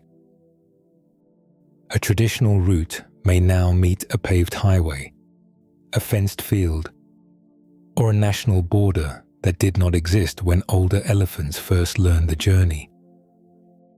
Modern conservation often begins at these narrow points, where movement has become difficult. The African forest elephant is classified as critically endangered. African savannah elephants and Asian elephants are classified as endangered. A 2025 assessment estimated about 135,690 African forest elephants from the strongest available survey data. Additional animals may remain in poorly studied regions, though dense vegetation makes exact counting difficult. Open savanna offers clearer views. Aircraft can fly measured paths while observers count elephants below and record the size and location of each group. A rainforest canopy hides even a large animal beneath overlapping leaves. Researchers working in forests often search for what elephants leave behind. Fresh dung can provide DNA, the inherited chemical code carried inside cells. A laboratory can use that material to identify individual animals, determine sex, and compare samples collected in different places. Repeated sampling helps estimate how many elephants use an area without requiring every animal to be seen. Low rumbles offer another way to detect elephants concealed by forest. Passive microphones remain in place for weeks or months and record sounds throughout the day. Computer programs can search those recordings for the frequency patterns of elephant calls. The results may reveal when animals pass through an area and how their activity changes between daylight and darkness. Selected elephants also carry collars fitted with global positioning equipment. A collar can record location at regular intervals and send the information through satellites or mobile networks. Over time, the points form a map of seasonal ranges, river crossings, feeding areas, and pauses near water. Some maps reveal a broad landscape used across hundreds or thousands of square kilometers. Others show the entire population squeezing through one strip of woodland between farms. Such bottlenecks can determine whether two elephant populations remain connected. A corridor is a protected or carefully managed route, linking larger areas of habitat. Its width and location matter. A narrow passage beside traffic may appear connected on a map, while remaining too dangerous for regular use. A functioning corridor lets families reach seasonal food and dependable water. Mature bulls can move between distant groups and reproduce outside the population where they were born. That movement carries genes from one area into another. Genetic exchange helps small populations avoid excessive inbreeding, which occurs when closely related animals repeatedly reproduce together. A major genomic study released in 2026 examined 232 African elephants from 29 locations. Many populations still held strong genetic diversity. Several isolated populations near the edges of the elephant's range showed signs of inbreeding and a greater burden of harmful mutations. A mutation is a change in DNA. Many have little effect, while some can reduce health or reproductive success. Connection allows those harmful changes to become less concentrated by mixing genes among populations. The same roots also carry social knowledge. An experienced female may guide younger relatives through a safe crossing learned years earlier. Calves follow adults around steep banks, deep water, or human settlements. Protecting the route preserves the movement and the teaching that occurs along it. Human communities need protection as well. Wildlife crossings can guide elephants beneath roads or across specially designed sections of railway. Warning systems may use cameras, ground sensors, or messages from local observers to alert farmers before animals reach crops. Barriers must suit the landscape. A method effective beside one village may fail, where elephants have different foods, routes, or earlier experience. Quick payment for verified crop loss can reduce the financial shock carried by one household. Careful land planning can keep new farms and buildings away from the most heavily used passages. These measures work best when nearby residents help design them and receive practical benefits from keeping elephants alive. The complete elephant now comes back into view. Cushioned feet spread several tons of weight, while detecting pressure beneath the ground. Broad ears release warmth from blood moving close to thin skin. Successive molars grind vegetation, and the trunk gathers water while reading scent and texture. Low calls maintain contact across distance. Calves spend years learning routes from relatives whose experience may reach back through several decades. Seeds carried in dung can become trees that hold carbon long after the elephant has moved elsewhere. Each process depends on connection. Muscle bundles cooperate to shape the trunk. Family members exchange information through calls and touch. Habitats remain linked by routes between feeding areas and water. Forests continue through seeds moved away from parent trees. Protecting an elephant therefore preserves more than one large body inside a boundary. It keeps movement possible between places and knowledge moving between generations. Those living connections allow the largest land animal to continue crossing the earth with steady feet, following old roads into landscapes that still leave room for its passage.